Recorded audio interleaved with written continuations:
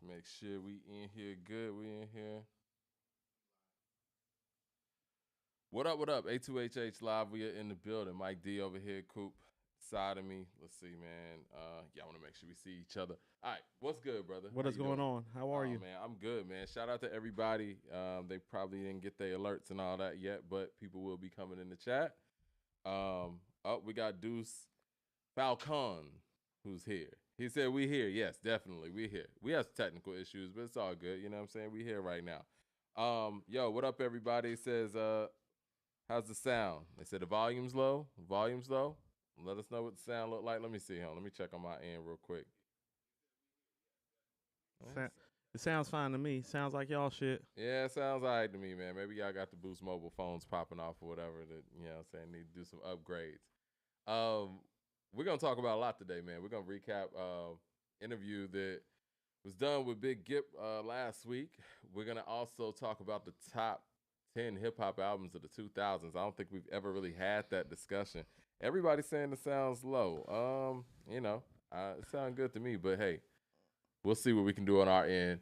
And Hell Hath No Fury celebrates the anniversary. I know that is a personal favorite from my man Coop right here. So we're going to do a deep dive into that. And really, man, we should talk legacy talk with Pusha T, too, on that. Because Pusha T is one of those examples that we have, like an Ice Cube, Scarface, and don't kill me for saying things like that. But he's a guy who did it in a group and went out solo and became a formidable individual as a solo artist as well. And that doesn't often happen. And I don't think that happened in the 2000s for many people at all. Okay. Is that fair to say? Yeah, it's very fair. Hell Hath No Fury is one of the best rap albums ever. I've always said that from the moment that I heard it. Pusha T is one of the best MCs ever. I've said that for a long time. We can kind of unpack that today in some of the 2000s conversation that we're going to have. Yeah, because I was going to ask, man, is Pusha the only solo MC to really emerge as a solo artist from the 2000s? Well, that's why I kind of want to have the conversation. If you're having a longevity conversation and you look at when Lord Willing came out, and then you look at like that era and those group of MCs, it's like, no, who became a viable MC as late as, Till It's Almost Dry, which is last year, in Daytona? It's like, no, he's even to this day, like if Pusha's on a record, he's going to have the best verse for the most part. I mean, we seen that on Freddie Gibbs' Soul separately. It's like, as dope as Freddie is, and I think Freddie's one of the best MCs of his era, to be perfectly honest. You look at the catalog. When he's on the track with Pusha, it's clear who the better MC is. I mean, you can go to Gold Rings on Soul separately. You can go to Palm Olive. What's Palm Olive on? Is that Bandana? Yeah, Palm Olive on Bandana with Killer Mike on the hook. Yeah. It's like, no, I told you, Pusha made it, like, I feel like Bandana dropped like late that year, but I was like, when I heard Pusha's verse on Palm Olive, I'm like, that might be the verse of the year. Every time Pusha makes an appearance at that time period, man, it was that conversation. Yeah. And so, yeah, we need to talk about him too. And it's funny, man, people will give, and I don't want to throw anybody under the bus. I'm just saying, like, the things that you guys are saying about Pusha, I get it, you know what I mean? Because he is the coke rapper and he could be considered one-dimensional. But we don't give that same energy or fervor to people like, let's just say Killer Mike or whatever. Do y'all really think Killer Mike's a better MC than Pusha? Because I don't. I say that respectfully. I think that he might have more range in his topics. He might be a better speaker than Pusha. He might be able to speak to a variety of topics. But if we're talking about bar for bar, I got Pusha in that one. He's just not. He doesn't. There's not enough evidence of that. Like, when Push steps to the mic, it is a potential verse of the year moment. Yeah. Mike doesn't have that cachet as a solo artist, as a group artist, or has like a feature rapper. He just doesn't. You know what I mean? It's like, I think his best work is with LP though. I will say that. Like, he's a beast. What's the record? Who's on Good Morning? That's him, Thought, and Push, right? Mm-hmm. I think that's the only time he's got the best of somebody at that level. Right. On a track. Did his thing on there. No, he got busy on there. That was a verse of the year contender. And it's not like he doesn't have verse of the year contender caliber stuff. But listen what I'm saying. Every time Push steps to the mic, there's a possibility that may happen. That's different that you're dealing with. That's some Durant shit. That's a Jadakiss. I was actually thinking in rap terms, it's very much Jadakiss like. It's very much Jay-Z and Nas like, where it's like, oh no, Black Thought like, where it's like, no, he might step to the mic and give you the best verse you've heard this year. And it's a succinct possibility because he's done it like for decades now. Yeah. I'm listening to you, bro. I think I got to get rid of some of the spam in the chat. We got somebody, Ticket TV, this man Tony over here. Been a lot of spam lately. Right. The trolls is in the building. Thumbs up in the chat, everybody, so we can get this conversation really, really popping, though. I said, Mike. Like and subscribe to the page while you're getting out the spam. While we're getting the haters out, click like and subscribe. While we're getting the haters out, hit like and subscribe. Let me see the live chat. Let me get this hater. You already got him, right? No, I'm working on them right now. If you want to go into what our first, let me get to it real quick. Okay, we did want to have a quick sports talk. Oh, Mad Max with the super chat says, "Bump all that Pusha talk. Cole takes the Sauce Walker challenge." I wanted to talk about that too. What do you think about Sauce Walker? Because that's our guy. I fuck with Sauce Walker, and you put me on the Sauce Walker, honestly. What do you think about him saying he want to go bar for bar with Cole? That really should have been in our fucking show title. I'm a big fan of Sauce. I love what he's done independently. I love how he refuses to tie himself to a label. That ain't what he want to do. I love the fact that there's somebody out there on a mainstream level that people really want to go bar for bar with. I like that. I like the confidence because here's my thing about MCing, and I think Bun B spoke to this once. Mm-hmm. You really should feel like you're the best.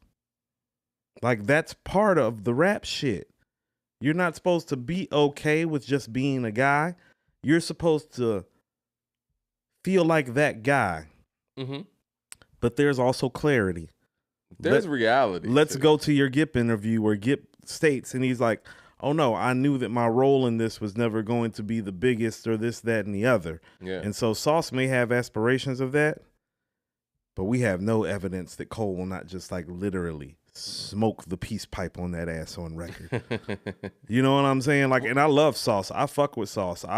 He's one of the few rappers of this era that I literally will just pull up YouTube just to see what he has going on and to watch his videos and to catch a feel for the Houston scene. Mm-hmm. But on some rap shit, like I told you, don't nobody want it with Cole right now that's not named Nas, Black Thought, and Conway on a good day. He's in his prime. He's at his peak. They don't. JY with the super chat says, great interview, Mike. Appreciate that, man. We're going to get into it.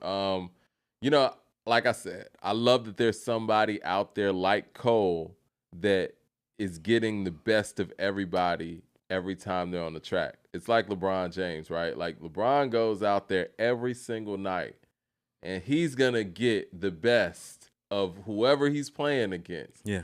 Every single night. And regardless of what people think about LeBron or whatever, nobody knows what that feels like. Every night is another game for him. He's LeBron. He has to be LeBron. But whoever he's playing against, they marked this on their calendar months ago. He's the barometer. Exactly. The fact that J. Cole's getting this from people, I enjoy that. Listen to what I'm saying. Even Steph and KD got LeBron's circle on their calendar every time he pulling up. It's like, oh, he's coming here. Mm-hmm. All right. I'm going to try to give him 40 tonight. Yeah. Yeah. And you know what? I'm not saying this to dig at anybody. No Kendrick slander or anything like that. But when Cole's on the track, he can't give you the singing cop-out. He's there to rap. And I appreciate that. And that could go for Drake too. You know what I mean? Drake can get on a feature and you might get some melodic stuff as opposed to bars. But J. Cole, when he's on a record, whoever's on the other side of that record know they're about to get some bars. Benny knew he was about to get some bars. It happened. You know what I'm saying? It's very rare that I hear, because I'm a big boxing fan, it's very rare that I hear an MC reference Muhammad Ali, and I'm okay with it. You get what I'm saying? Yeah. Because that's a different type of special. So when he's talking the way he's talking on First Person Shooter and he's saying, right now I feel like Muhammad Ali, it's like, no, nigga, you should feel that way. I love the fact that Drake was giving him the assist too. Like, I think that Drake is all about Cole taking over the game from a bar standpoint. I think that song, that video was all about like, yo, I'm D Wade. I'm giving you this alley-oop, Brian. You got it. Drake. I don't think he's competing with him. I think he's assisting. He understands what Cole does is not what he does. Right. And it's better to create a symmetry and an alliance than to create an enemy. I think he knows it's better for the game, too. The fact that he has a platform he does, and to elevate J. Cole's platform to a certain extent and really put a lot of people on the bars that might not have been on the bars that are his fans. It's similar to what Eminem did with 50. I give Eminem credit. Like, what 50 was doing, if somebody else would have co-signed 50, Eminem's audience probably would have never heard it. True. Aces in places. Mm-hmm. That's what Drake does very, very well. Aces in places. Right. Mm-hmm. Michael Sanders with a super chat says, Saul's not messing with J. Cole. He needs to stop. I don't think anybody's messing with Cole right now. And this is why we want the Cole album. See, again, we're not going to let J. Cole just run the game on features either. No, I'm not giving him a pass. We need to get the album. But, I mean... Hit Boy, hit him up. I mean, Cole, hit up Hit Boy. How about that? Every verse for at least the last 2 years, Mike, has been a verse of the year contender. Like every verse. You got his verse on the Shooter record. You got that as verse of the year right now. Yeah, it's verse of the year. He totally destroyed that record. Like totally. Like it's not just the bars, Mike. His flow and his cadence is like on some big shit. Like he switched up his flow 3 different times on the song. One could say that his verse on All My Life, Lil Durk, that verse could be I mean, that's all you hear on the radio. Whenever you do listen to the radio, that record comes on. And to hear a song like that has bars like that on the radio all the time, I got to give him props for that too. I just wish some of these records were his. That's my only nitpick with Cole. But as far as the feature game, he's killing it. He's easily 2023's featured artist of the year. I mean, shout out to Wayne. Wayne's been right there the last couple of years. But Wayne's doing his thing. Wayne's been there the last couple of years feature-wise too, but it's Cole. Wayne's doing his thing right now, but I would say that Cole is out rapping Wayne, and that's saying a lot because Wayne's verse on Magic 2, crazy. It's crazy. That's a verse of the year contender. It is. Hold on. Was it Magic? No, I'm bugging. Magic 3. Magic 3. 50's on Magic 2. I listened to Office Hours the other day. I like Office Hours a lot. But it's a great record. Nas is killing that. Now Nas is going crazy on Office Hours. But yeah, Wayne went crazy on Magic 3. Some of the verses that he has on College Grove 2. Oh man. But yeah, the featured artist of the year still goes to Cole. But in any other year, Wayne would probably have this.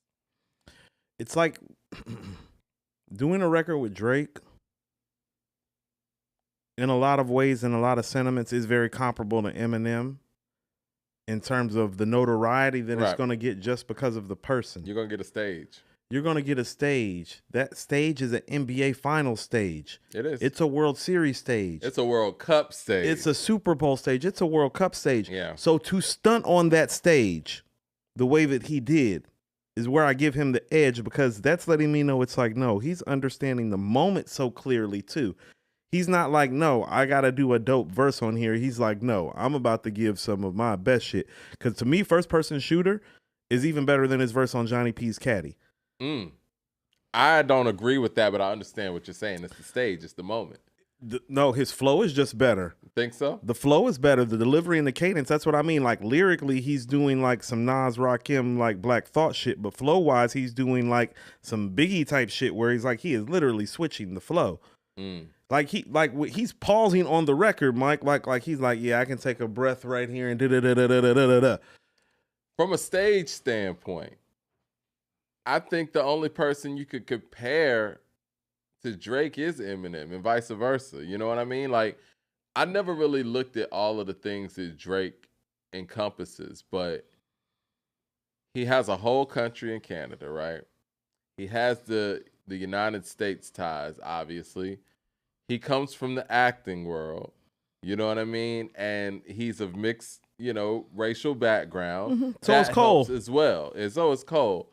I mean, he's of Jewish background as well, and it's like this guy is the perfect storm for a superstar. And then he signs to Wayne when Wayne is at the height of his career, which is one of the biggest heights that anybody's ever had. And he has a lot to do with how extended Wayne's height was. Exactly. Mm-hmm. You know, he's kind of and I'm not calling Wayne David Robinson in any sense, but he was kind of like a Tim Duncan coming in to Wayne's David Robinson, where it was like, you just rejuvenated something that could have, like you said, could have actually tapered off earlier.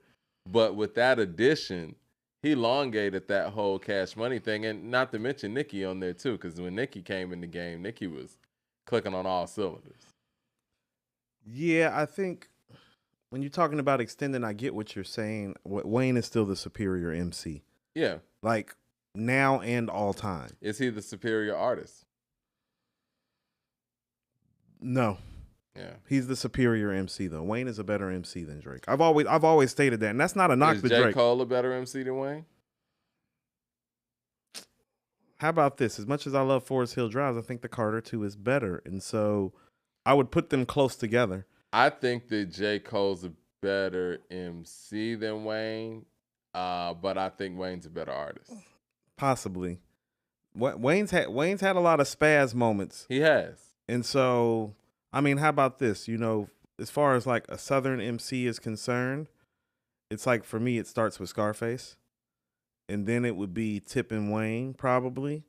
But Cole and Pusha, like that would probably be the 5 that I would just pick off the top of my head on some rap shit. Okay. So it's not like there's a big Kenny difference. Castro with the super chat says, only built for Cuban flutes. I'm sorry, only built for Cuban flutes. Speaker box and flute below. Flute certificate. Life is too flute. Flute city in the ghetto. Hell have no flute. Criminally fluted. Elephant Man's flute. Flute disease 3. Coop said some of his after the Gipp interview, after viewing that, you said some of your sentiments have changed. Was it on the Flute album or some other thing? No, on some other things, not on the album. Okay. First of all, the way Gipp speaks is part of why I've always followed him so closely and why I respect him so much. And so shout out to him. And so let me say this. Although I do not agree with some of the things that he said in the interview that you did with him, specifically, okay, so I posted on Twitter before this album dropped, I said, what if this is like Miles Davis Bitches Brew? Mm-hmm. Or like Jimi Hendrix, Are You Experienced? So when he went to the Miles Davis thing, I was like, no, I went there too. You're talking about what it could be. I'm talking about what it is. Right. It's not groundbreaking like Miles Davis Bitches Brew. It's not groundbreaking like Jimi Hendrix, Are You Experienced? And that was always going to be my caveat with that. It's like, no, if you're going to do this, it needs to be legendary and groundbreaking musically, not just because of who's doing it. Right. This is more groundbreaking because of who's doing it, not because of the musical quality. Okay. And so that's where he and I differ, although I do agree with him about how Dungeon Family and the whole DF has always been boundary pushers. Yeah. And there's nothing wrong with pushing the boundary. Understand part of what enabled them to push the boundary, and he said it himself, well, we kept on making hits. We kept on selling more records than we had sold before than anybody else around us. So part of what made them groundbreaking was the quality. Yeah. Well, he spoke to that too. Hold on. Michael Sanders with the super chat says, what about Rome Streets bar for bar against Pusha? No. And Max with the super chat says, maybe Birdman and Wayne saw Drake was nice with his background and said that we can make $1 billion off of Drake, and both Drake and Cole are better rappers than Wayne. Wayne is weak. That's what I was gonna say though. Not true. One of the things that he alluded to is the fact that we're talking about the 90s, 95, 94, 93 really, with Outkast and Goody Mob. He was saying that the fact that they were signed to LaFace, they were signed to an R&B label. So they had to construct their music in a certain way, and there was a certain level of quality, and no disrespect to hip-hop, But in the 90s, especially the early 90s, R&B had a level of quality that hip-hop hadn't had yet. Like Biggie said, y'all were grimy in the early 90s. And really, when you think about Biggie and Pac, that's kind of what made them stand out, because they were very R&B and hip-hop centric with the quality and the product they put out. Polished. Yeah, very polished. That's the word. And so Outkast and Goody Mob had to be polished. They had to have those catchy hooks. They were signed to an R&B label. That who's that peeking in my window? Like, it was by design. That was actually my favorite part of the interview, where he actually highlighted the fact, well, you know, not to be funny, it's like, oh no, niggas is turning their shit into like Russell Simmons. Yeah. And Sylvia Rhone and Leor Cohen and Master P and Jay Prince and Suge Knight. Right. They turning their shit into L.A. Reid and Babyface. Right. That's different. They're not competing with Illmatic. They're competing with Crazy Sexy Cool. Right. You know what I'm Braxton. saying? He brought up Tony Braxton too. Like that Tony Braxton's Braxton's first album is it's a bangers. Classic. Every song bang. Bang. Babyface, L.A. Reid. I mean, these are the guys that helped put together, quite frankly, some of the best R&B music we had heard growing up, period, and still to this day. Yeah. And so there is, and we've always said this, you know, about Outkast and about Goody Mob and the whole DF. There's a musicality to their hip hop that's not like anybody else. And in him explaining, having to turn shit, because think about this, is like, you can't take some of those East Coast and West Coast records to a L.A. Reid and a Babyface around those times. And listen, I love Muddy Waters. And it's funny, Redman was the person I thought of because that was one of my favorite rappers growing up in the 90s. And he was just spazzing on records. And I love those records. But if he was signed to LaFace, those records wouldn't have been like that. You know who I thought about? Not even on a hardcore hip hop level, but just on a contemporary level with the Dungeon Family.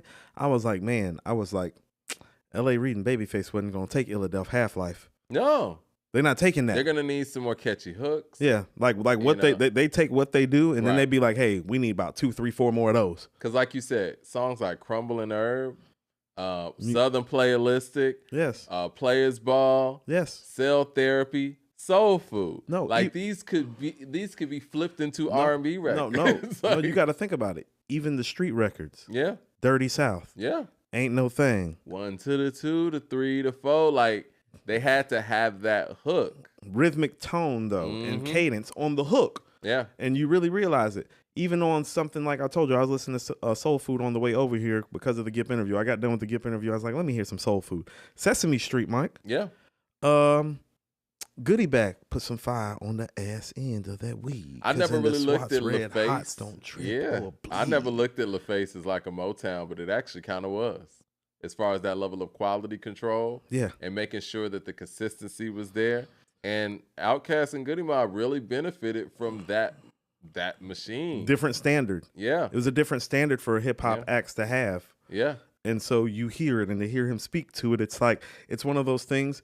You've seen the puzzle 1,000 times, especially for us down here. But then he puts those pieces together, and it's like, no, that makes perfect sense. Funky Ride. Like, when you see that, it's like, no.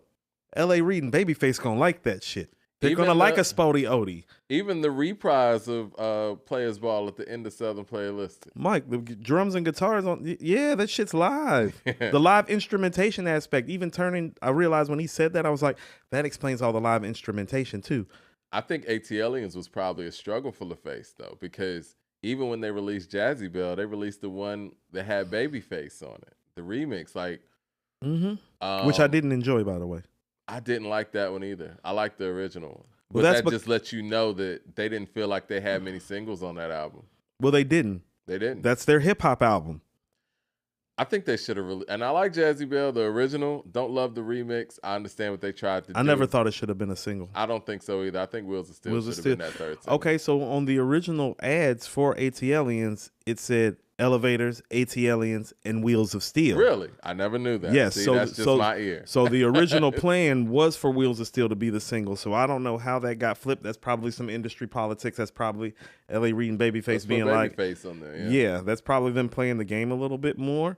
But ATLians is the rap album. And you can hear, when you listen to Aquemini, They went right back to the Southern Playalistic formula, just upgraded the formula. Aha. Hush that fuss. Mm-hmm.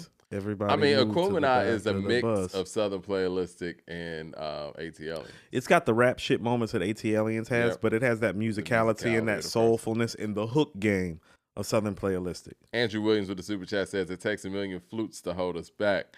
That's a good one, actually. Andrew Williams says, great interview with Gipp, Mike. 100. Appreciate that. Now, one of the things that a lot of the New Yorkers highlighted, or a lot of people hit me up about, is when Gipp called New York a podcaster's town.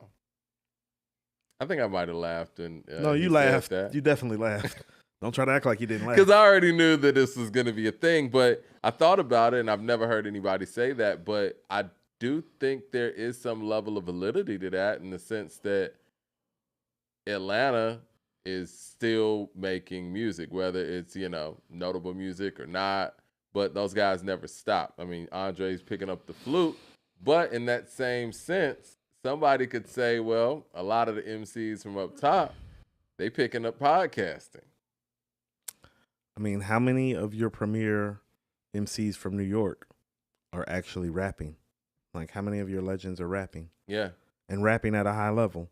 And then take Nas out the conversation. I was going to say, and then when you have somebody like Nas doing it, New York mainstream radio or media doesn't seem to embrace it like they should. Well, I realized something. Somebody posted one of the early videos, when he was going on his diatribes about the labels and how Flex would have to pay him to play his records and all that. I love that interview. Me too. And I'm like, you want to know what? I'm like, they're never letting him back in. Specifically about this interview and a couple other interviews he did about the time. So understand that even for his legendary status, his GOAT status, his own city is still fucking blackballing him about some shit he said 2 decades ago. I thought they were past that, man. No, they're not. They're not to be funny, New Yorkers are fucking petty, and they're doing petty New York shit even to their GOAT. I'm not trying to be funny, man, but it is so many great parts of when Nas was just keeping it real and spazzing. But when he said that Angie Martinez can't rap, why is she that's classic. It's valid. She never rapped again after that. Like, for people who don't know, who didn't come up in that time, like, one of the first songs I ever downloaded on Napster is Suavemente, the Angie Martinez and Wyclef song. She had that song with Q-Tip, Move Them Things with the Neptunes. Yep. She was really going hard with the music. After Nas said that, she never rapped again. No, Cam. I mean, Nas ended her rap career. Cam caught a fade. Nori caught a fade.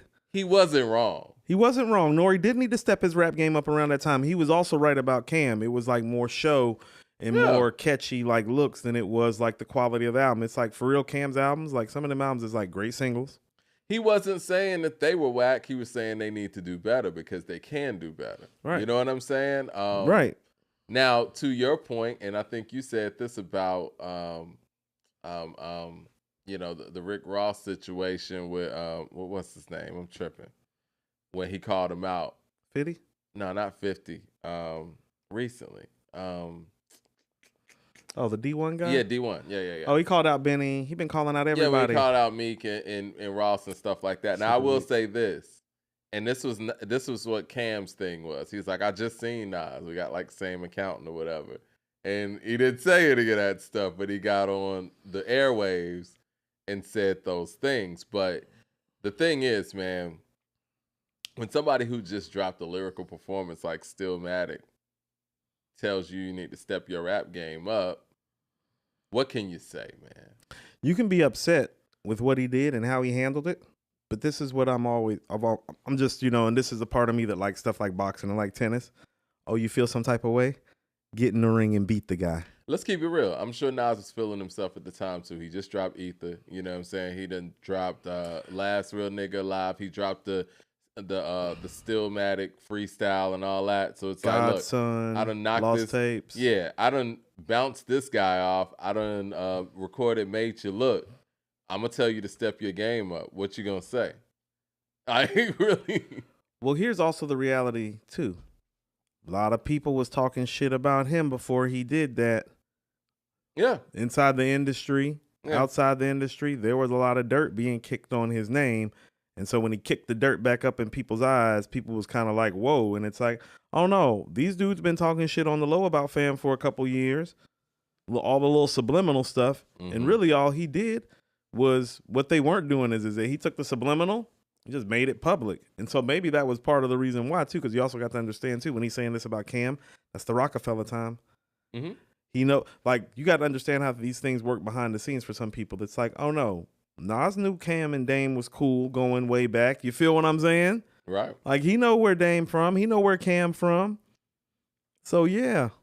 LP says Cooper's right about D1. Clout chase. Yeah, he's a straight clout chaser. I'm not even gonna lie, Coop. You know, he's a buster. I was over here caping for the situation because I do think that there was a level of I understood what the point. I was listening to the point more so than the person, if you will. And when you're right, you're right. It doesn't really matter who's saying it. But the actions moving forward kind of proved that this was more about clout than what he was standing on. And I think that's unfortunate. And I reached out to D1 to see if we could get an interview with him so we could have a conversation. I didn't get any return back. He don't want to do that.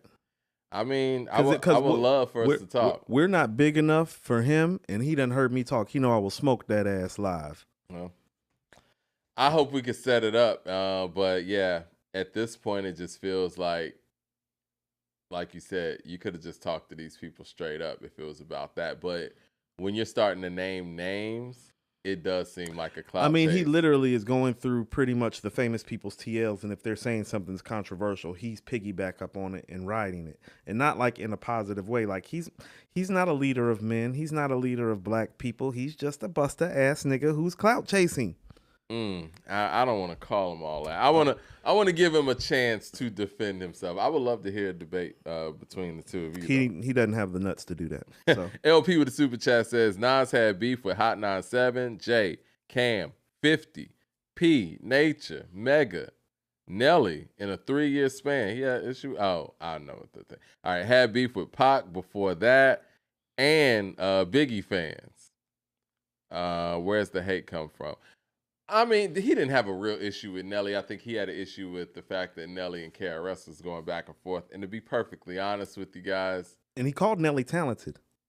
I love KRS, and you know how I feel. KRS should be in everybody's top 10. I think he's probably the best hip hop performer of all time. Him and Kane. 1 and 2, 1A, 1B. However you feel. But I think in that situation, Nelly was just defending himself. Nelly didn't start that. KRS was kind of hating on Nelly at the time. Let's just keep it real. Nas is a New Yorker, too. He's a New Yorker, too. He's from Queensbridge. He's a New Yorker. That was some New York shit. But also, too, when you're talking about like where the hate for Nas came from, oh, well, that's real easy. It's called Illmatic. Now, you think he's been hated on ever since then? Yeah, he got placed on a pedestal very, very early. He was literally called rap's golden child, the leader of the next school, this, that, and the other. You think them other niggas like that shit? Wu-Tang embraced it. Wu-Tang was also forgotten. They're from the forgotten borough. It's easy for them to embrace Nas because Nas embraced them. They come from the forgotten borough. How? And I would love to talk to I would love to talk to. That's probably how that bond formed. Right. I would love to talk to Miss Info. I know she wrote the review for Illmatic, and it got the 5 mics. Now, obviously, everything that we know now, giving something a 5 mics, especially in that era, doesn't just come from one person. This is a collective thing. It just doesn't come from the review you write and Miss Info gave it 5 mics and it goes out. I would like to know the politics behind that and if they felt the way about even putting him on that pedestal that early or felt that was too soon or felt like, you know what, we made a mistake. We shouldn't have given this 5 mics because one of the weirdest things that we've kind of unraveled on this show is the fact that they gave that album 5 mics. But when the award show came up, that album didn't win anything. Which is crazy. It's crazy. How does that happen? Well, I think part of what happened was that, I think AZ spoke to this as an interview with Hoffa, was that, well, Nas was the man to a lot of people up there even before Illmatic dropped. Straight up, yeah. He was bringing up Halftime. He was bringing up It Ain't Hard to Tell. The Live at the Barbecue verse. He had already kind of been christened before this album came out, but it's like I told you, he got christened before the album came out. the year that the album came out was when times started changing. And so I think the Source, about their own media interest and notoriety, rolled with Big and Puff, because Big and Puff were changing things and creating a more polished East Coast sound. And so they kind of pushed Nas to the side for views and likes, so to speak. Yeah. It does kind of seem like, okay, they hedged their bets on Nas, but when Biggie's singles started to take over the airwaves and get that commercial appeal, it's like, okay, well, we got to compete with Doggy Style. We got to compete with what Pac is doing. Correct. We need to hedge our bets over here. Well, it's not just Juicy. It's Juicy. It's Big Papa. The Big Papa remix. Players Anthem. One More Chance Get Money. remix. One More Chance remix. Flavor in Your Ear remix. I Need You Tonight. Would you like? And then Who Shot You?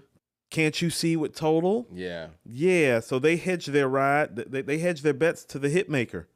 And so they kind of lost their hip hop aesthetic literally that fast. Like literally. Bad Boy did that. Yeah, Bad Boy did that. Take that. Andrew Williams with the super chat says, Coop, ain't nobody wanted to get in the ring with Nas during the Stillmatic at that time. After he beat Jay, ain't nobody want to dare test him on that point. You know what? Honestly, that to me, that's one of my favorite Nas's. That was very Ice Cube Nas. No, I love that Nas. He was going. He was doing interviews talking about the dynasty is dying nasty and like all that. It was epic because here was the reality of it. People started to check his street credentials because they knew that they could not rap with him. You feel me? That's like they knew that they like, oh, well, I'll smack you if I see you in the street. It's like, yeah, that's because you don't. That's the only thing you can say. That's the only thing that you can do, because it's like you damn sure not about to make a rap song with this dude, because they was all scared of Jay. So imagine how they're really looking at him when he done took Jay down the way he took him down, and people forget this. He took Jay down and he was walking around and talking big shit about it. And he stood up. You know what I mean? And it's like, one of the weirdest things I think I heard was like one of the writers for Billboard, when they was putting together one of these lists. No, it was the list for like the top MCs. And he was around during that period. I think he said he worked in radio or something, and he heard Ether. He was like, he didn't think this was coming out. What? You know what I'm saying? Like, so that's the kind of stuff that's going on. And the fact that Nas was able to work through that and defeat that, that's insane. Yeah. That's where, like you said, that's where everybody else was looking around like, yo, how'd he do that? How'd he get that one off? Because talent always wins out. He's a man of the people. And talent. It's about the people. Yeah. It's about your talent. Yeah. And his talent is what got the people. That's why he's still here. That's why he was able to make 6 albums in 3 years. Because of his talent and the momentum of the people. The industry didn't want this to happen. He's still our most talented writer ever. He is. By far, actually. It's not even conversational at this point. Even when we talk about the storytelling and shit, like I've always favored Scarface, and Ghostface. The faces. Yeah, the faces, the two faces. And but when you look at his catalog and his work when it comes to storytelling, he's the best. Well, you might be right. It's like, how about this? Here's how you look at it. Are Chuck D and Tupac more moving as conscious political speakers? Yes, but he's right there. He does all those things. Is Scarface and Ghostface more touching storytellers? Yes, but he's right there. Is Rakim and Black Thought more lyrical? Arguable, but he's right there. Every measure and every metric that you step down the line on this rap shit, he's the only name that's right there all the time. That's why he's the best. That's your talent. That's cream rising to the top. Yeah. LP with the super chat says, people forget that a lot of the radio stations got fined for payola after that Nas interview. It triggered the investigation into payola in NYC radio. And like I said, he's been suffering from it ever since, because they won't play his shit, even to this day. I mean, you know, I'm just going to say it, because I listen to Star. Shout out to Star, man. He was talking about this Gloria Velez stuff or whatever, and he was talking about the radio stations, and he brought up payola, and someone needs to have a class action with this payola in radio. Thing is, guys, let's just use our minds here. When you turn on any radio station, you're hearing the same songs over and over and over. It's like the radio, it's like the radio only has 20 songs to play. Of all these songs that are out here, who doesn't think that someone's getting paid for that? I mean, like, really.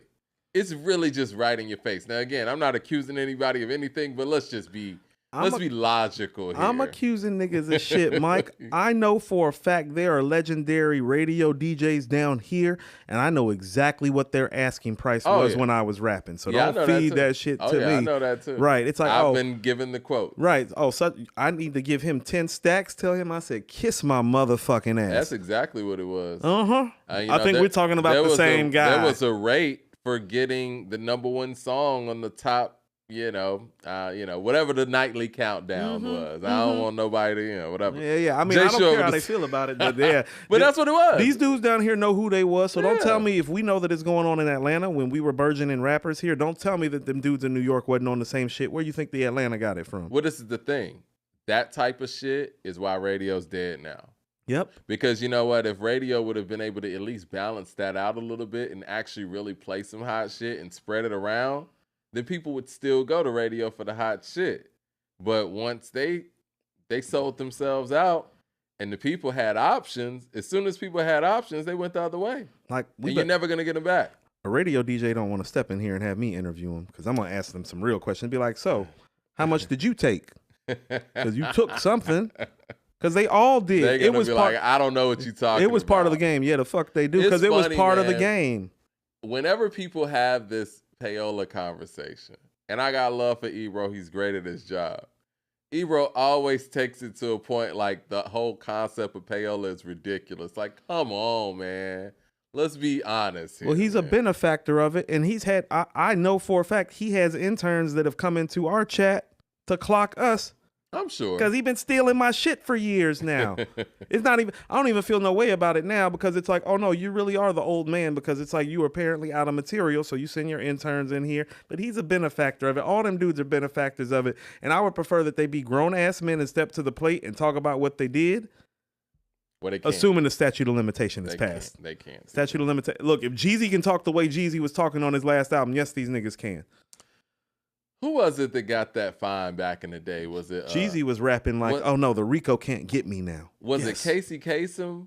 No, it was not Dick Clark. It was one of those personalities back in the day that got hit with a fine from the FCC. It might have been Casey. Yeah. It might have been Casey. But yeah, I mean, ain't nobody hitting with Dick Clark and shit. That's Teflon Don out in these streets. Right. He's the Yeah, Jay Short with the super chat says, that wasn't the perfect storm, Mike. Drake was planned and calculated. Proof that if you shove something down people's throats, they will eventually accept it. We've discarded all our standards for Drake. Drake's made catchy stuff, too. Now, this is what I will say about Drake. I'm never going to look at him as a top MC lyricist or anything like that, because if you ask me if I feel like Drake could get on a song with Biggie and hold his own, I'm going to say no. That's just my ears and just what I feel. But we're talking about making songs and being like that perfect storm and being something to a certain era. He did that. I mean, I give it to him. I mean, the proof's in the pudding. Drake is great. He is. Let it go. Grow up. Drake's not my palette. He's not my go-to. But when I look from the outside looking in and look at what he's done, look at how long that he's done it and who he's done it for, I can't deny the greatness. It is what it is. Dudes need to grow up. Let it Beyonce go. doesn't make music for me, but I know she's great. That's what I'm saying. Yeah. Every time we talk about it, it's like, oh, not my cup of tea, but she Diana Ross out this bitch. Yeah, she's incredible. Mad Max with the super chat says, I can't believe me as an NY guy saying that the best writer is Ice Cube.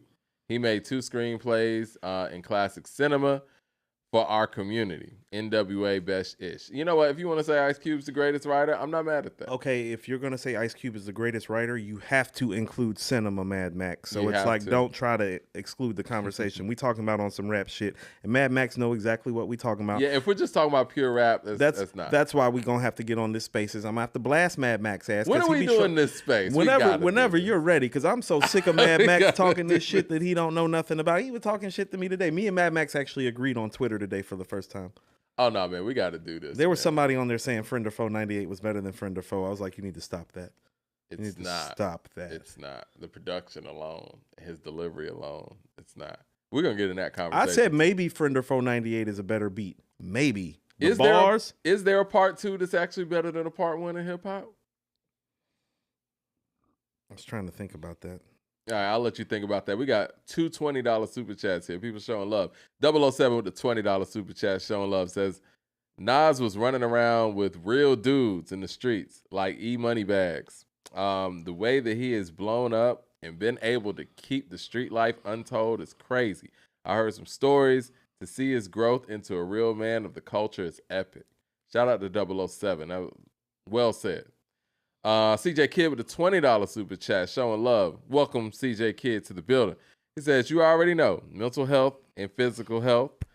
Do wish Coop was there. He probably would have checked Gipp for the Kenny G / Andre comparison. Like, all due respect, fam. The difference is Dre started as an MC. Where the bars at? You know, we're gonna. I hope we can get another interview with Gipp, and I think we can, and we'll get both. I would like to get an opportunity to speak with him about some things. I mean, CJ, my black ass was in court, so that's why I wasn't able to make it. I was actually supposed to be there. The judge literally, I yawned while he was talking, and he was like, "Mr. Cooper, are you bored?"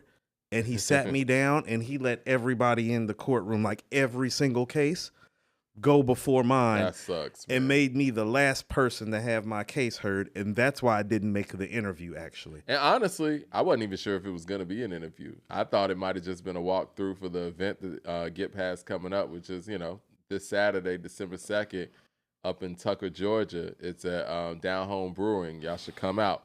It's going to be about 5 o'clock. I think that's when the tasting is. But, yeah, we'll give y'all some more information and have it in our community section. But I thought it was going to be more of a meet and greet. And my guy Lennox was like, well, it might be an opportunity for, an interview. So it was like, just get ready. And it kind of just happened. I was the second person to have their case heard, and he sat me down. It's literally a courtroom full of people with charges. I was like, yeah, this is no lie. I started doing inventory for my job. I was like, I ain't going nowhere. Let me go ahead and count up these numbers. Just for a yarn. He was tired, man. Well, Monday is my sleep-in day usually. Yeah. And so I'm used to, being asleep at the time that my ass was in court. And it wasn't even like a full yawn. I was like, He was like, excuse me? I was like, yep. I was like, good old Cobb County. God dang. Jay Short with the super chat says, the first act I seen blend R&B and rap together successfully was TLC, also on LaFace. Tunes were excellent, and so was Left Eye. I've always thought that TLC was kind of a female version of Belle Biv DeVoe. But I do see what Jay Short saying. There really wasn't a full-time MC in Belle Biv DeVoe. But I do think that TLC really took on a lot of Belle Biv DeVoe's, influence. Well, they've said that. They said that their aspiration was like Belle Biv DeVoe when they were coming up and coming out. And I think what they did that was smart is that they didn't just... Not like she wasn't capable, because I love Left Eye, and she's actually a female MC who we don't talk about because I don't think she did enough work when she did actually spit bars. It's not her fault either. Yeah, when she spit bars, it was great. But one of the most beautiful things that they did was that they actually incorporated rappers into their shit. Like, I think people forget this. The intro to Crazy Sexy Cool, that's Phife. That's one of Fife's best verses. That's one of the best intros to an R&B album ever. And see, maybe that's just my Atlanta bias coming in here. I will acknowledge that Crazy Sexy Cool is one of the best albums, top 3 probably, albums to ever come out of this city. Yes. But in my personal opinion, my favorite TLC album is the first one because... Ooh, on the TLC too? Yeah, they incorporated the whole group. Songs like Ain't Too Proud to Beg, What About Your Friends, where they were able to incorporate Left Eye, incorporate Chili, incorporate T-Boz perfectly. I think on Crazy Sexy Cool, they were phasing Left Eye out. You know what I'm saying? And I think that when you start phasing Left Eye out, you kind of get away from what really makes you different from other R&B acts. See, now you're kind of, what makes you different than SWV at this point? What makes you different than Brownstone at this point? They made better songs, I would say, on, Crazy Sexy Cool. But to me, on the first album, they had something so different than everybody else because they had Left Eye. And she brought something that was so different than any other group could give you. And I don't think they capitalized on that. And the few times they did, like on Waterfalls, it was big. I hear you. And I think Creep is their best song. With that, all that being said. I'm about to say, I hear you.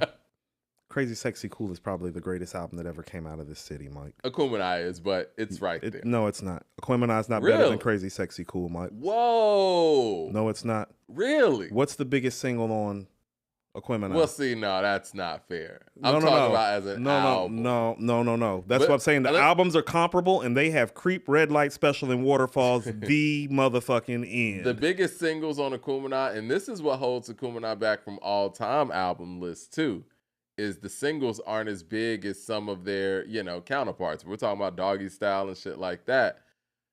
It kind of gets dwarfed. But I would say Rosa Parks and Spodioti ended up being the second biggest song on that album. I'm sorry. They had Jermaine Dupri, Dallas Austin, and Babyface all in-house crafting that. Digging on You, Incredible. Kick Your Game, Creep. I like the remix. Waterfalls, Red Light Specials, the Prince remake, If I Was Your Girlfriend. You like Mike, that one? Shit's great. It's actually one of my favorite Prince remakes. They added a bass line to that shit. That shit was cold. Well, Dallas is a Prince guy, so. Obviously.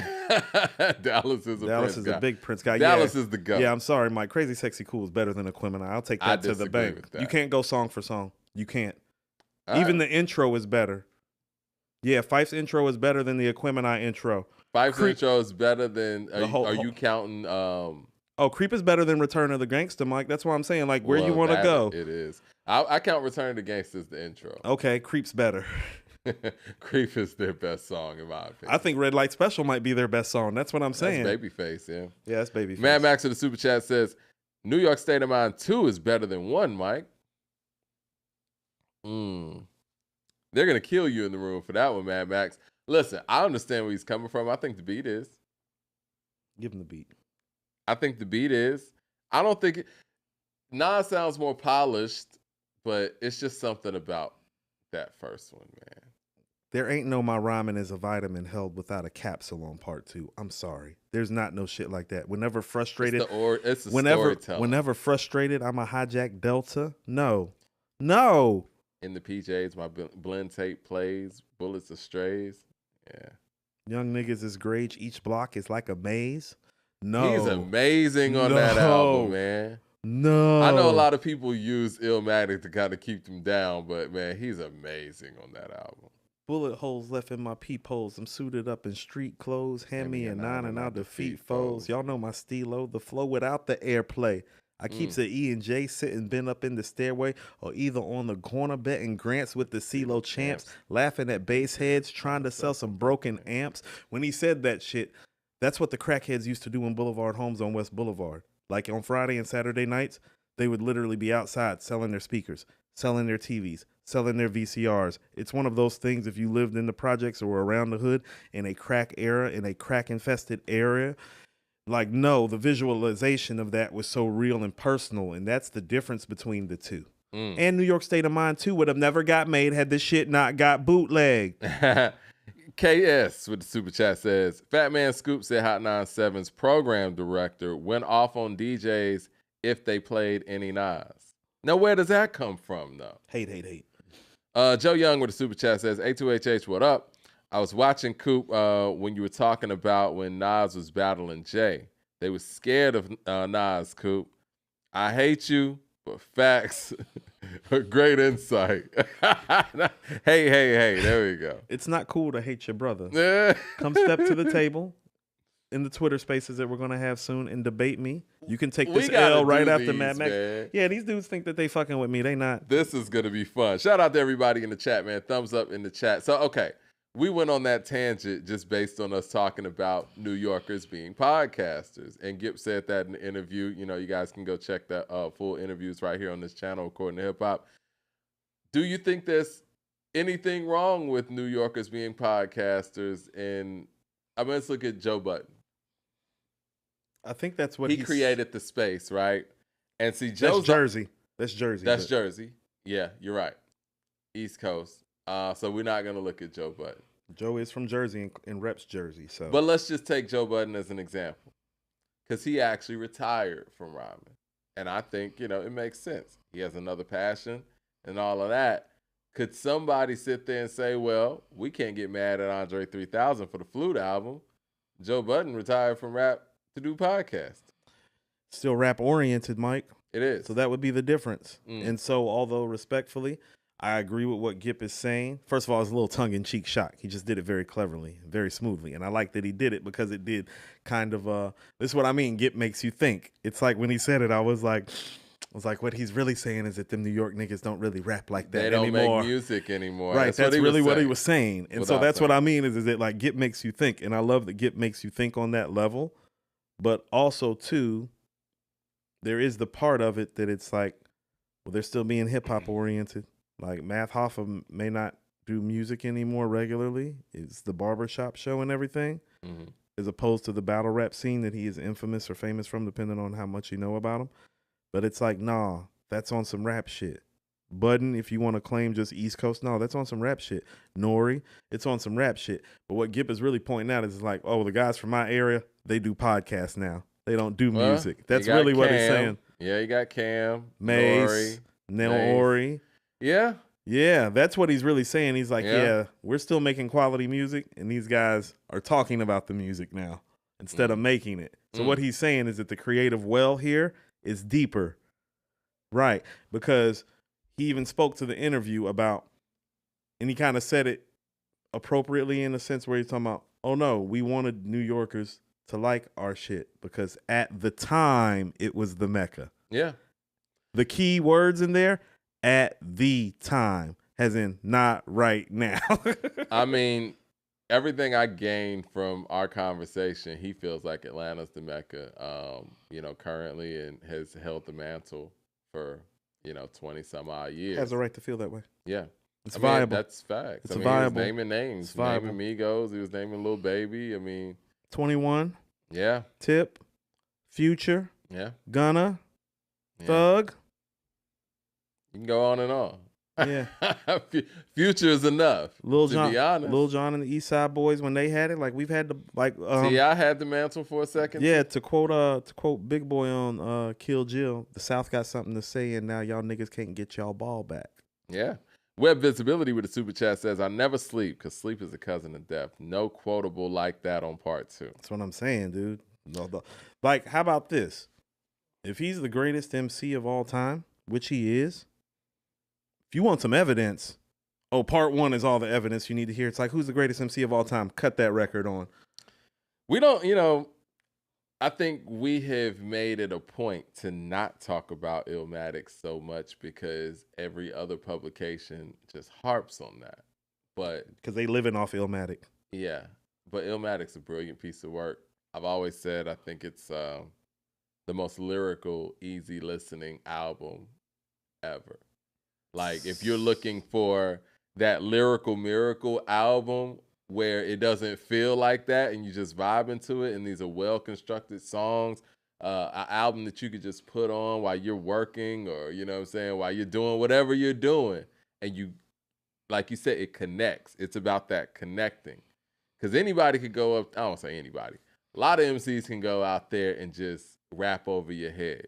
But this one is just, it's at that high level, but it's at that level where it connects. And then the backdrop with the production is perfect. It's the best rap album of all time.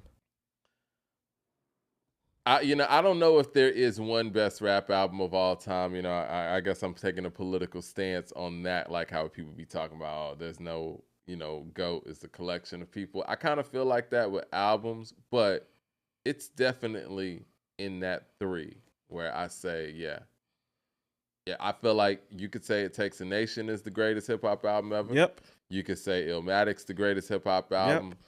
Say Only Built for Cuban Links is the greatest hip-hop album ever. Yep. Yep. Those are the 3 that I would say. Paid in Full and Doggy Style, depending on how you feel. Right.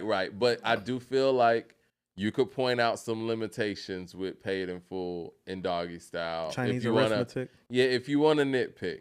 The Chronic, as advanced as it is, you could find some. One of my biggest critique about the Chronic is Nothing But a G Thing sonically still sounds better than everything on that album too. You understand that? Shit is advanced, like when that beat hits the speakers, it's even different than the other beats on the album when it hits the speakers. Shit is crazy, man. Shit is, it's. And I remember, man, the Chronic wasn't even available on Spotify. Like I was like an early Spotify user, and when Dr. Dre was doing his deal with Apple or Beats or whatever, they made it where the Chronic was only available on Apple Music.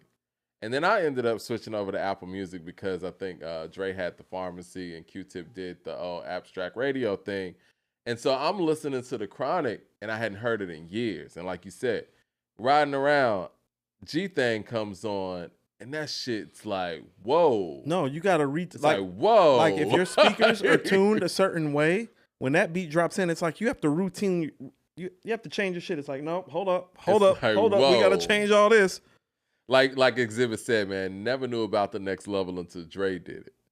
Like, when you hear that Let Me Ride remix drop that he does with the, Truth Hurts or whatever, when she came in, they came out in the Lowrider on the Up and Smoke tour, man, that shit is crazy. Shit different. Nothing sounds like that. Shit hit now, different.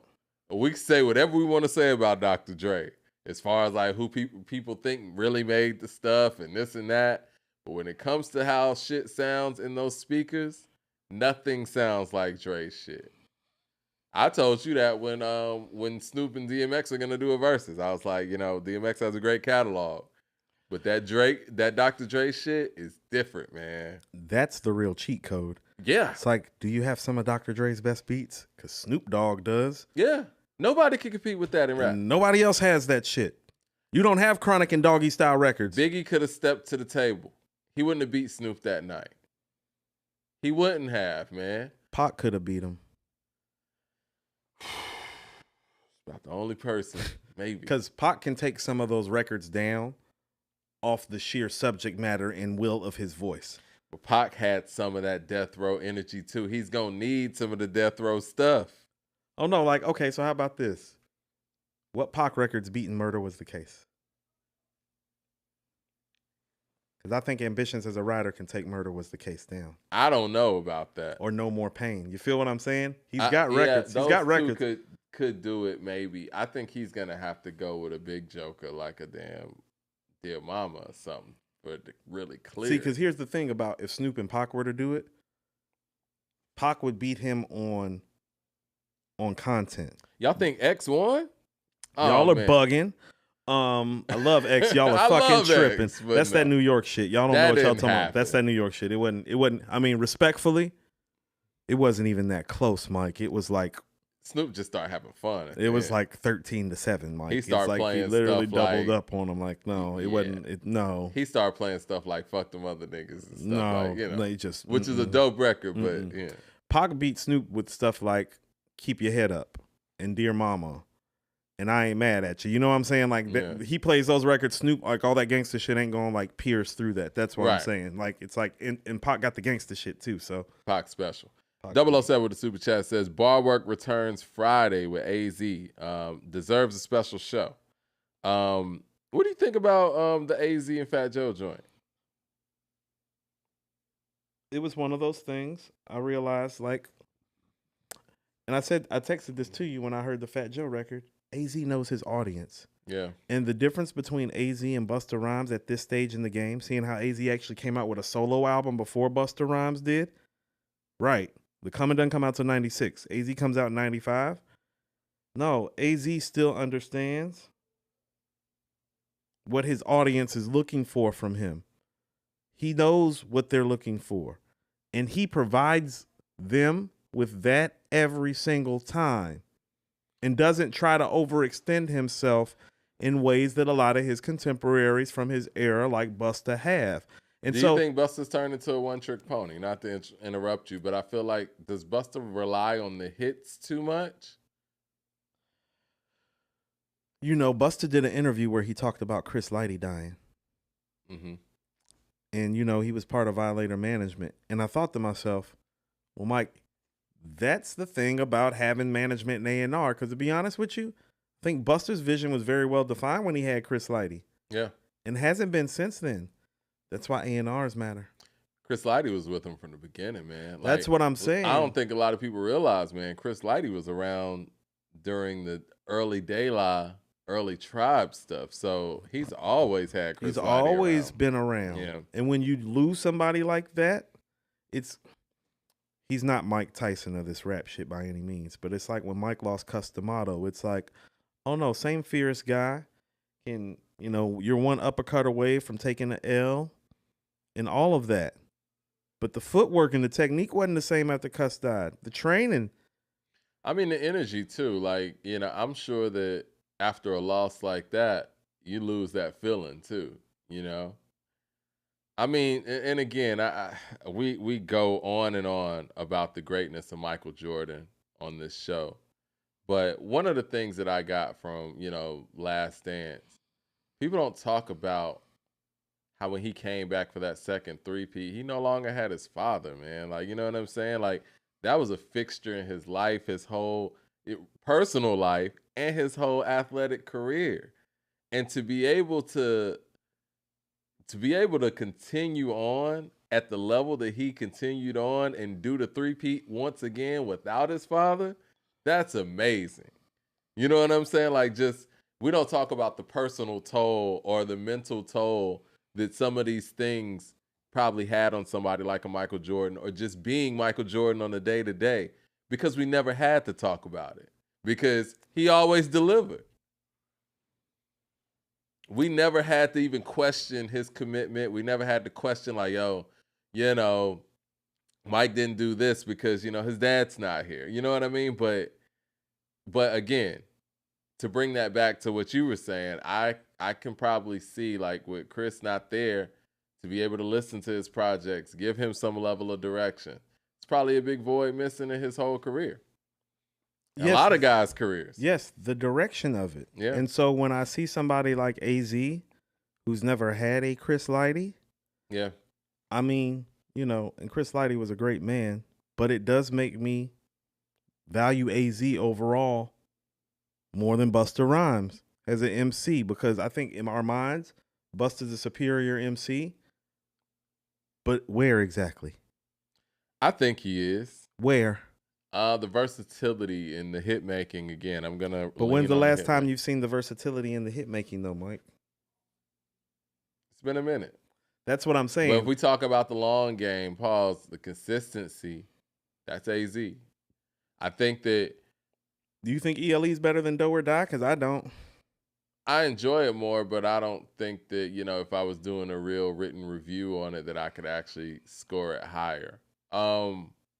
What I will say, though, what hip hop has done by continuously to extend, guys like AZ, guys like Black Thought, and guys like Jadakiss, that back in their prime, we probably wouldn't have put over somebody like a Busta Rhymes because of how big he was.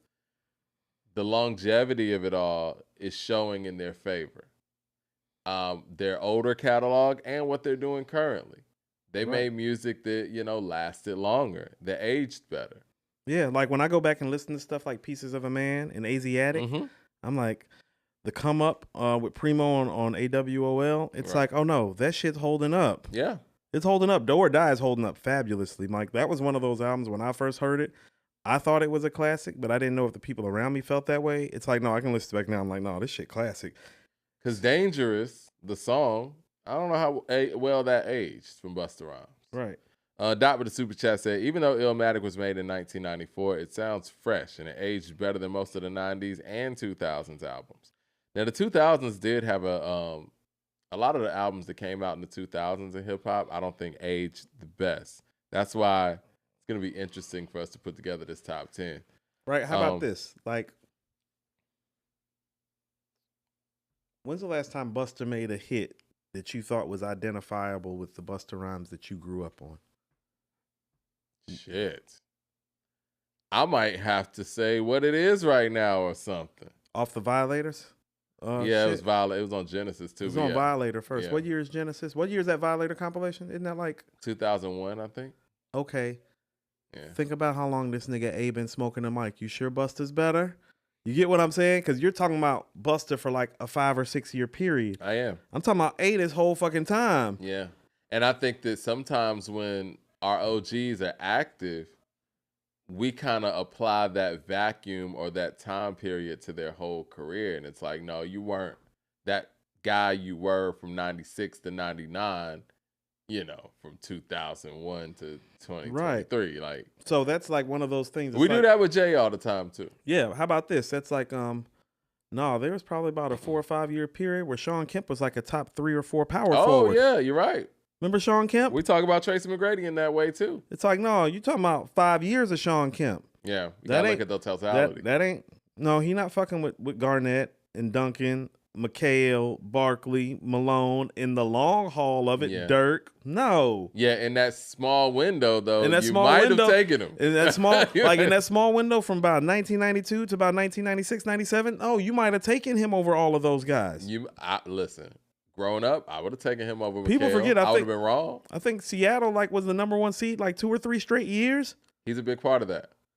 Yeah, they're the first. Matter of fact, they were the number 1 seed in 90 when Mutombo beat them 94. I think they were the number 2 or number 1 seed in 95, and they were the number 1 seed in 96 when they lost to the Bulls. Like, Sean Kemp had a lot to do with that. I was going to say, on that team, I'm going to be honest, back then, I thought he was the best player on the team. Now, revisionist history, going back looking at it, I think that Payton might have been the best overall offense player. And defense, because Gary Payton played defense, set up the offense, and would still go get you 20 points, 10 assists, yeah. CJ Kidd with the super chat says, me and my girlfriend were debating this because both of us are non-typical rap songs, but wanted to get your opinion because I can't. Spody Odie or Funky Ride? Funky Ride. I prefer Funky Ride too, but I would concede that Spody Odie is the better record. But I would listen to Funky Ride. It's first. A bigger record. I don't think it's a better record. It's a more polished record. Mm-hmm. Like sometimes, this is my Enter the Wu-Tang theory. A record being more polished don't make it better. Enter the Wu-Tang, 36 Chambers. I agree. Sometimes being more polished could fuck you up. Because Cream's not a polished record. That's not a polished sounding record. Even when you look at Into the Wu-Tang versus Wu-Tang Forever.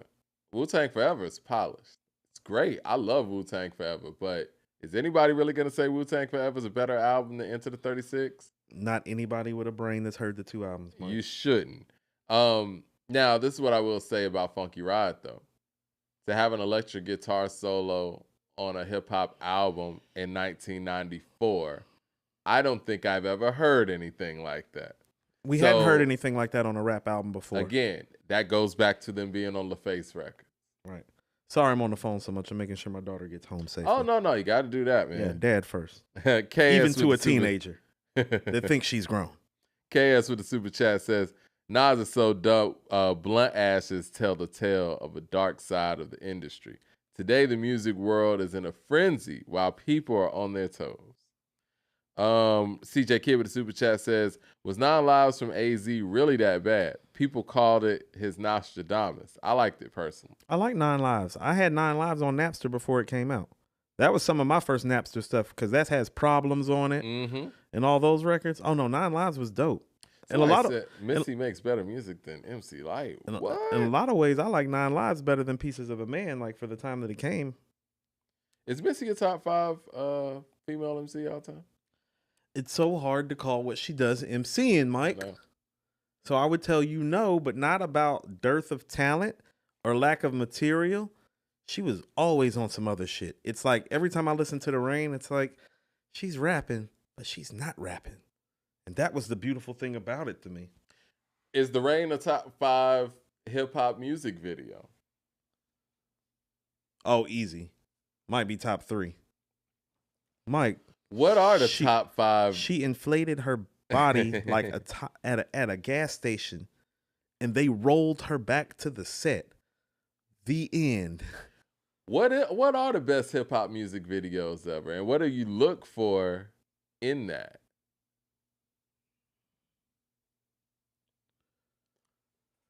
Because again, that kind of goes back to the Cream thing. I remember Russell Simmons saying this. He said, look, I know they spent a lot of money on Triumph and it's a great video, but I think the Cream video is a better video, which was low budget. I think he's kind of right. Them all sitting around the table and all that, it was something more memorable about it. You know what I think is a better video than even that? Bring the Pain. Love the Bring the Pain video. Bring the Pain is one of my favorite hip-hop videos. I was about to say, well, keeping it Wu-Tang, Mike, I like Brooklyn Zoo more than I like all those rap videos. Brooklyn Zoo is crazy. I like Shimmy Shimmy, too. If we give That's what I'm saying. That's a personal favorite, but you know what? Method Man, as a performer, I don't think gets enough credit either, because we always talk about Missy and Busta Rhymes, and really their videos are largely based on their performance in the video. Method Man can do those things too. And he proved that on I'll Be There For You. Actually, Mike, the I'll Be There For You video is one of my favorite videos. The part where he reaches over the ledge and he's got the clear contact with his eyeball and his hair is halfway braided and he just reaches over like he's ducking the police, and then he leans back down. And we can't. Him and Mary on the roof.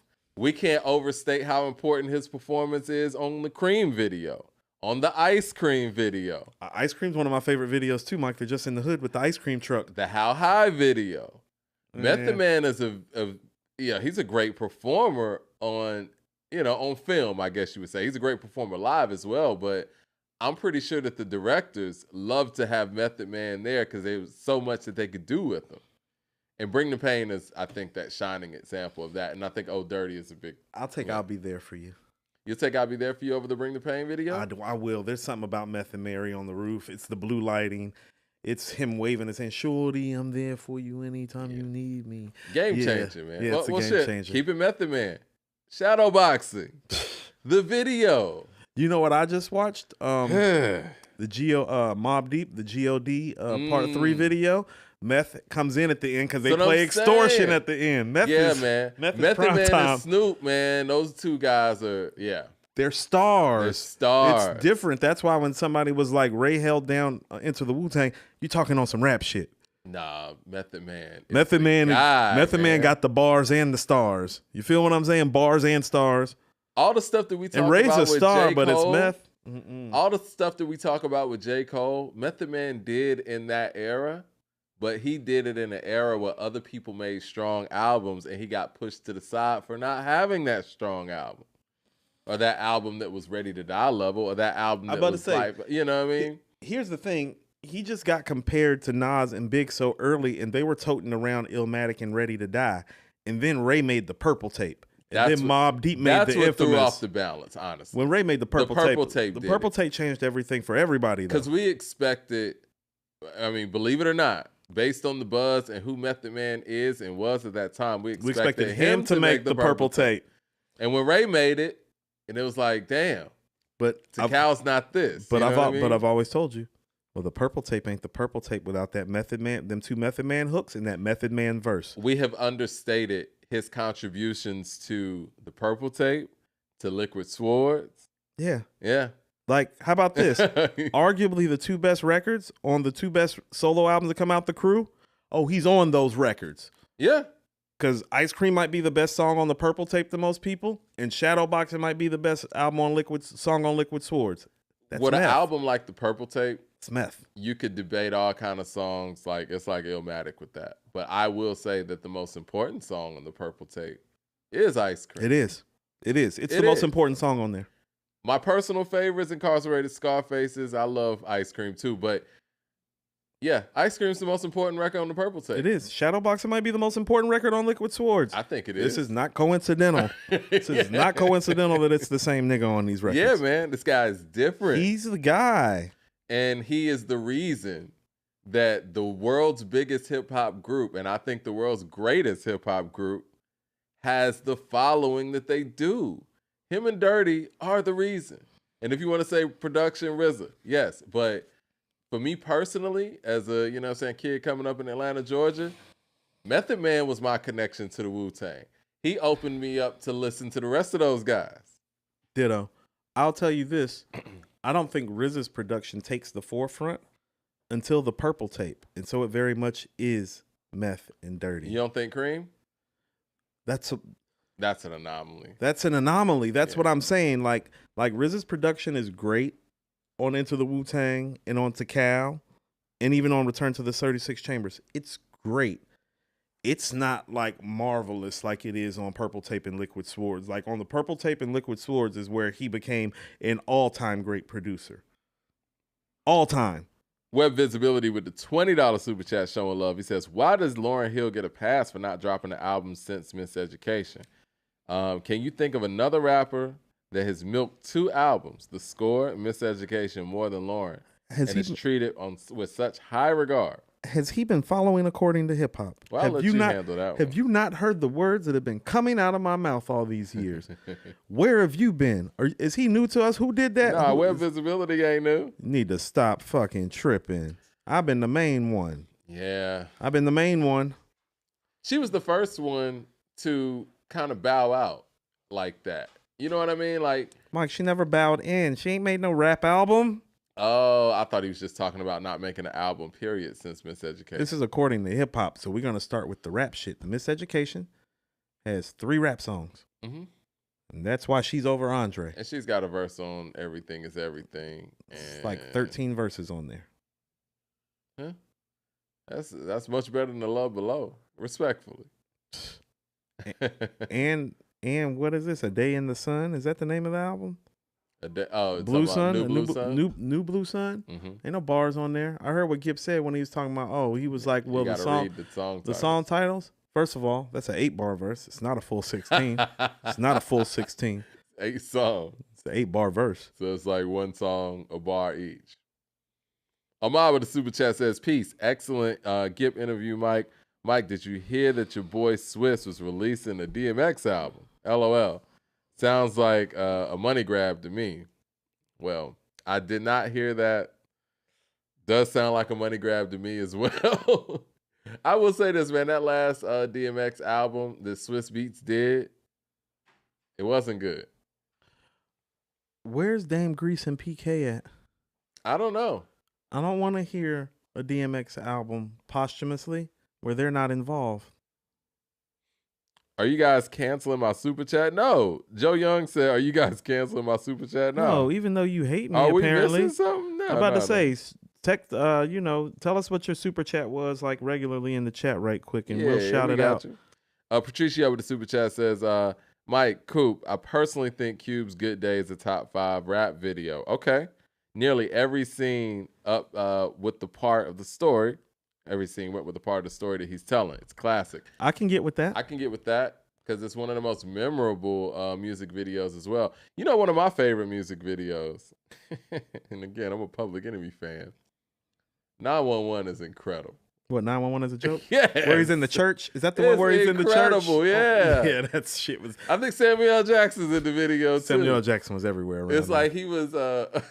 nigga was falling out in the kitchen or whatever, choking and stuff. It was... Yeah. That Night of the Living Bassheads was incredible, too. See, here's the thing. A great rap video doesn't necessarily have to do with the greatness of the artist either. Like, I'm not a big fan of, like, Nas and Tupac's videos. And they're probably or Scarface's. And those are, like, my 3 favorite guys, damn near. I think Mine Playing Tricks on Me is special. That's Ghetto Boys. I think Ghetto Boys. I think that, what's it called, special, too? A Minute to Pray, A Second to Die. I haven't seen that video in so long, I'd have to watch it again. And... I Seen a Man Die special, but it's not but it's not up there. That's what I mean. Like, they've all made special videos, but not like the videos that stick with you. I got you. Yeah. Whoever was directing, and I think I know the person's name, it'll come to me in a minute. Whoever was directing those Ghetto Boy videos, that shit was epic, man. Shit was hard. It was like it was hard. Damn, it feels good to be a gangster. Like, and speaking of Cube, I love True to the Game. It's one of my favorite videos, personally. CJ Kid with a super chat says, who pissed you guys off more, Lauren or Andre? I don't think Dre's pissed me off. It's not, you know what? It's not about Dre. It's about the fans. Now, Lauren is different. So if you want to say who more, I'm going Lauren. Easy. I'm not mad at Dre. Well, here's the thing about it. I'm mad at people ranking him a certain way. Well, here's the thing about it. Are we going to be upset with the person that can't show up on time? Or are we going to be upset with the person that doesn't show up at all?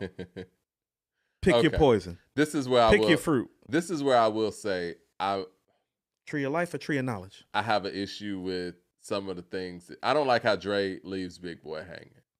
Thank you. That's what I don't like. Thank you. You know who Lauren? And I will at least say Lauren brings the Fugees on stage. No, here's the thing. Lauren performs.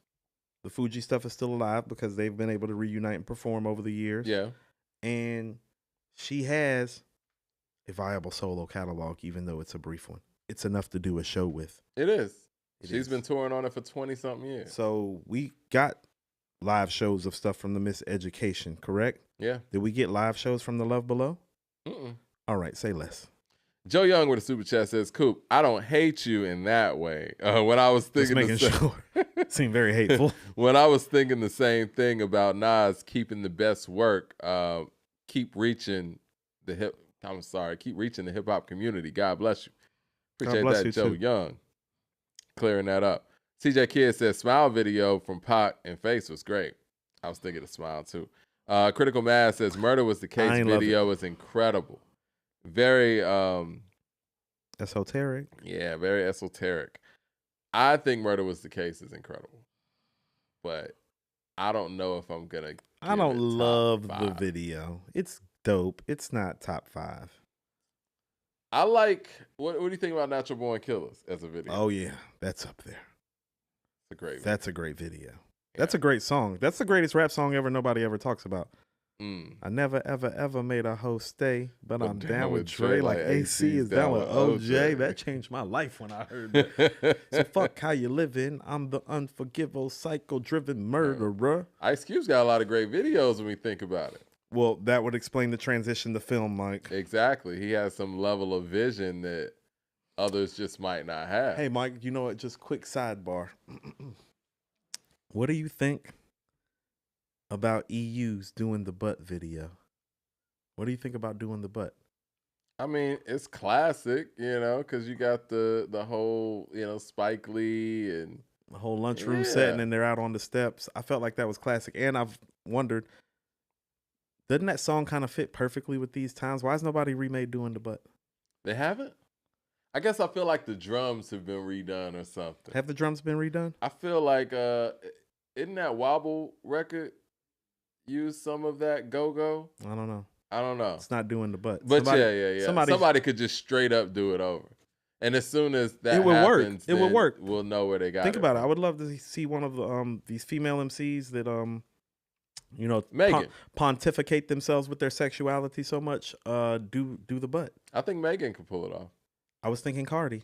I figured you were thinking Cardi. I was thinking Cardi. From a cultural standpoint, I'd rather it be Megan. I mean, from a cultural standpoint, I'd rather the song be great. So you think Cardi makes better music than Megan? I think cultural moments, she's just more of a cultural icon. The big stage. It's the big stage. Megan's one of those, and Joe Budden said something that was controversial, but I understood what he was saying. He said he didn't think Megan was a superstar because, you know, she can't do an arena. And it's weird because Megan's like right there as far as popularity. Everybody knows who she is. But I don't know. I agree with him. I don't think she's a superstar musically, but she is in notoriety. So she's in a weird place. You know what I mean? Like, they know who she is. But I don't know if she has the song that took her to that superstar status. She doesn't have a Bodak Yellow. She doesn't have a No Time or a Crush on You to take her to that stratosphere. Is Crush on You Kim's biggest song? I think it is. It's not her best song by any means, but it might be her biggest. No Time's my favorite Kim song. As far as released song, yes. Where are you going? I love Queen Bitch. I was going to say Queen Bitch. Yeah. I was going to say that. Shit crazy. But you know what? When Mary did it, it was like, I don't know. I like the Mary shit better, actually. And then when Kim came in with the verse. Kim's verse is stellar on there. Yeah. No Biggie. I think it's no Biggie around. I think it's one of the best features on an R&B record. It is. It's one of them. Ninja Honda with Tanisha and Rhonda. If I told you once, I told you twice. Yeah, and then you got Mary sitting there bobbing with her and shit. On my truck, heist getting the bonus like Nabuche. In love with you since the days of Juice. Now I watch you play Columbo Picasso. Yeah. Who you loving? Who you want to be hugging? Dipping in your Ninja Honda with Tanisha and Rhonda. What? Isn't that MC Light bar, though? It's her flow. I don't know if it's the actual part. I feel like Light said that on a song. Dipping on your Ninja Honda with Tanisha and Rhonda. I feel like that's Light first. All you New Yorkers who know more than us, go ahead and tell us where that bar comes from, because I'm pretty certain it's Light. You know what? That collaboration is iconic. Like we said in the other show, I would say that one. Obviously, Mariah and Old Dirty. Biggie and Total. Can't You See? I actually think that I Can Love You verse is comparable to Big's verse on Can't You See? Like that's like it is.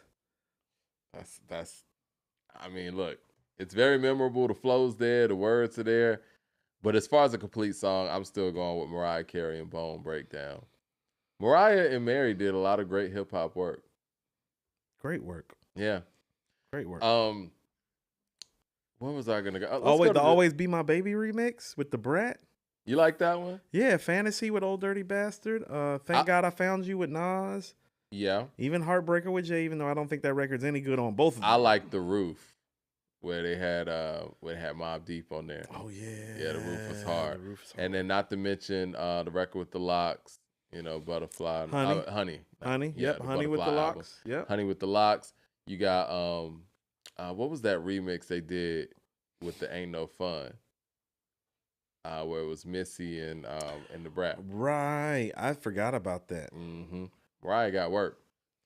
She need a versus. Come on, Swiss. Let's get a versus with Mariah and Mary. Who won it? Oh, would that be the matchup? Why not? Ooh. Why not? I mean, Mary got a catalog. No. I'm not worried about Mary. Oh, no, Mariah got a catalog. No. Now, she would have to adjust her catalog to Mary, though. That's the problem. That is the problem, because Mary makes people feel. That's the problem with Mariah going up against Mary. It's like, oh, it's not Mary I'm worried about. Mm-hmm. It's that some of those songs like Vision of Love ain't fucking with I'm Going Down. Yeah, Vision of Love can't get played. That's what I'm saying. But that's some of her best stuff. That's some of her best stuff. Hero can't get played. One Sweet Day. I never loved that song. I love One Sweet Day. I mean, it's a great song. But it ain't. And you know why I never loved it? MTV played that shit in the ground when we were growing up, man. What's the oh shit! What's the from the Music Box album? The first single from there. Emotion. Yep. I don't know if she could play that stuff. That's what I'm saying. Like some of her best shit. Because if Mary played Real Love and shit. That's what I'm saying. Yeah. That's where soul matters. That's where it's like, oh, it's not about the voice all the time. Because Mariah vocally is. Oh yeah. Yeah, Mariah vocally is next level. You know, her and Nick Cannon's son came out. He came out on stage and rapped with her. Oh, cool. Yeah. What's his name? Madagascar? Morocco. Madagascar.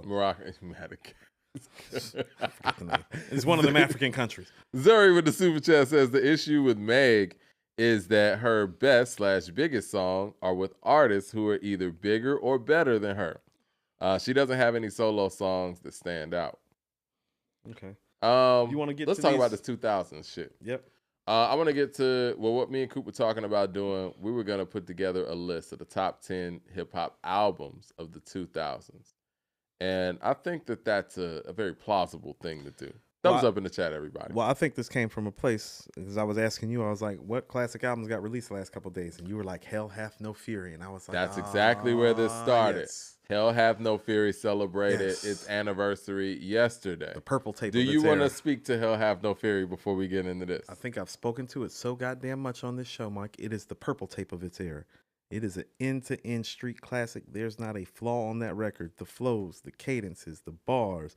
Mike, even the songs, the production, it's still the Neptunes, not Pharrell, the Neptunes' best production job they've ever done on an album end to end. That's rap or R&B. It's funny you say that, because I've always heard you say that, and I love the album. I've always been such a big nerd fan too, because I kind of look at those as like the Neptunes' best production jobs.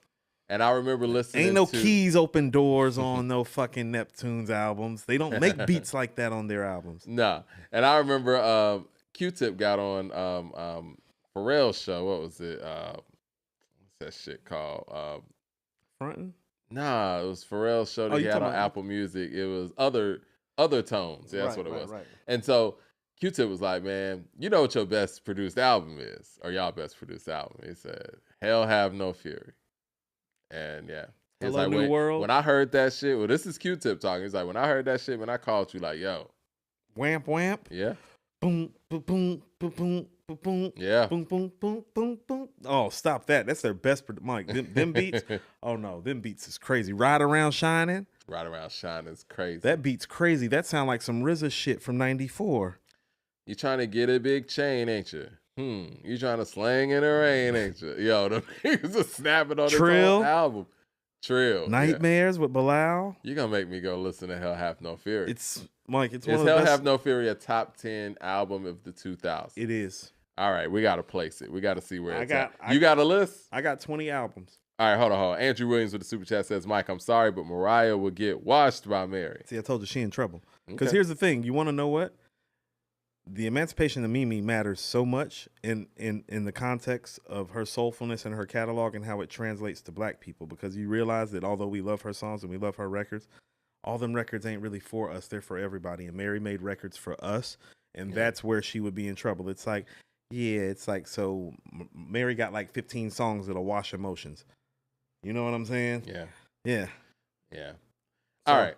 So we're going to do 10. 10, but I have 20. You got 20 here. 20, all right, let's go. So we're going to have to edit down. Let's go. I'm going to start in reverse, Mike, because I don't have them in any particular order.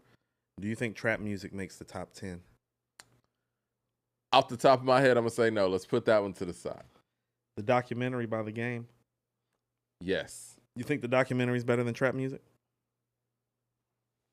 I'm going to have to say that. Now, I prefer trap music. Okay. But yeah, I think the documentary is kind of undeniable. Okay, going back to another T.I. album, because I knew you were going to do that. King by T.I. I think King has a better chance of making it than trap music does. Okay, so we're going to put 2 stars by the documentary, because that's tentatively making it. I'm going to put a slash by King. I'm going to put 1 star by King. I'm going to slash trap music. The Fix by Scarface.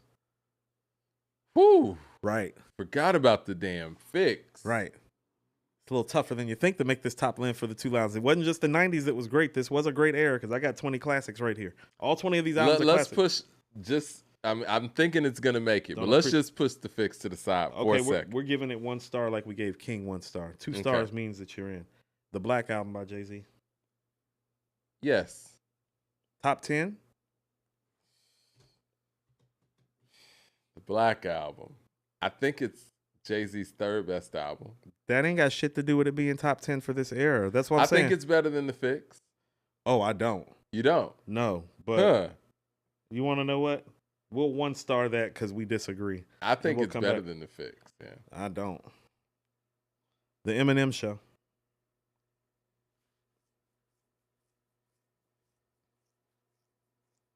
I don't think it's better than the Black Album. I think it's Eminem's best piece of work. And offline, before everybody calls me a hater, I said the Eminem Show is better than Stankonia.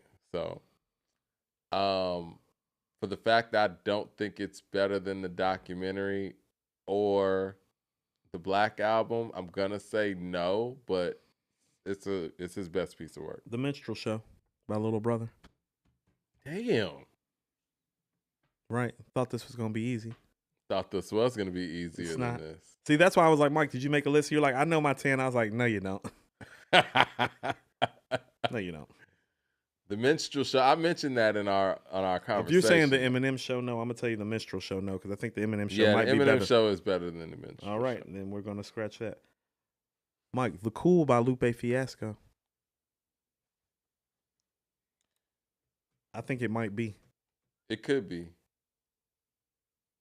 1 star for now. So right now, I would put the Eminem Show over The Cool, though. No. You wouldn't? No. Okay. No. I told you, Mike, there's part of me that thinks The Cool is like Midnight Marauders level. What do our Lupe fans in here think? Mad Villainy. I put 1 star by The Cool. I think Mad Villainy has to be in there. Why?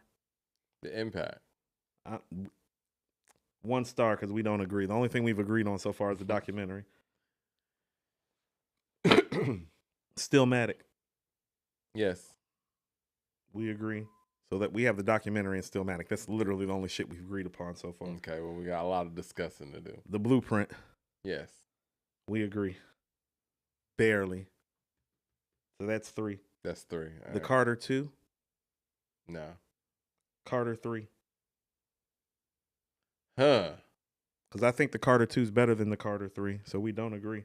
But see, I would have the Carter 3 in there the same reason I would put King over trap music. I just think it's more important for that decade. We're gonna 1-star the Carter 2 and the Carter 3 and come back. So we're still only got 3 albums right now. Stankonia. I don't think so. Not top 10? I don't think so. I think the Fix is better. I think the Black Album's better. I think the Eminem Show's better. Hurts my feelings. Graduation. I think the Minstrel Show's better. Damn it. Graduation. LP says Mike's been compromised. No, I haven't. Graduation. Oh, damn. That's his superstar moment, man. That ain't what I asked you, Mike. That ain't what I asked. You know what? Based on the albums that you named, I don't think so. Thank you. Because I don't think so either. Although it's definitely like all three of Kanye's albums from this era are in the top 20 though. Yeah. And he's the only person that can say that from this era, and that would make him the best artist of this era. And so I will give him that. No, he's the best artist of this era. Yeah. So he's the Prince of that era. Don't ever mention the next Prince again. I tried to get that one in, y'all. Late registration. Yes. I'm actually going to agree with you on late registration. The College Dropout. Yes. He's only gonna have 2 in the top 10, maybe. Hell Hath No Fury. I'm gonna say yes. What say you? We can 1-star it and go back to it. Yeah, let's go back to it because the only reason why I'm hesitating is because I'm thinking about the Fix. I think Hell Hath No Fury is better than the Fix and the Black Album, just so we're clear. Eminem Show too. Oh yeah. Okay. Yeah. I think it's a step up from all of those albums. Documentary. Yes. Yes. Because lyrically, they are somewhere special. They are. They are. Like the beats are comparable and the rhymes are definitely better on Hell Hath No Fury. And you got Mr. Me Too on there and all of that. Hell Hath No Fury might be in my top 5 from this era. That's what I'm saying. It's like that. Because what do you want? Beats, rhymes, and life, right? People are saying Mad Villainy is top 5 in the 2000s. We got 1-star by it. Nobody asked y'all yet. We'll get to y'all in a minute. Like Water for Chocolate, Mike. That was 2000, huh? Nah, I don't think so. Okay. I don't think it's going to make it either. The Lost Tapes. Put a star by it. Yep. That's... Yeah. B. Yes. It's in. Supreme B Clientele. might be number 1 or 2, man. Supreme Clientele. Yes. In. Get Rich or Die Trying. Yes. In. So right now, we have Get Rich or Die Trying, Supreme Clientele, B, The College Dropout, Late Registration, The Blueprint, Stillmatic, and The Documentary. That's 8 albums. We only got 2 spots. 2. So here are the ones we got 1-star by. King, The Fix, The Black Album, The Cool, Mad Villainy, Carter 2 and 3, Hell Hath No Fury, and The Lost Tapes. I'm taking Hell Hath No Fury. If there's two left, fine with if that. there's 2 left, are you fine with that? I'm fine with that. Okay, so what's our last one then?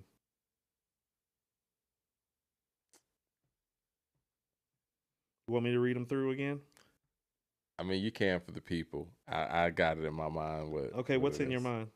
Because I'll tell you what's on my mind. I mean, because I'm thinking, I'm leaning more towards Mad Villainy. But the Carter 3 can't be ignored. I think that if we were to, let's just say this, and this is the rule I always go off of.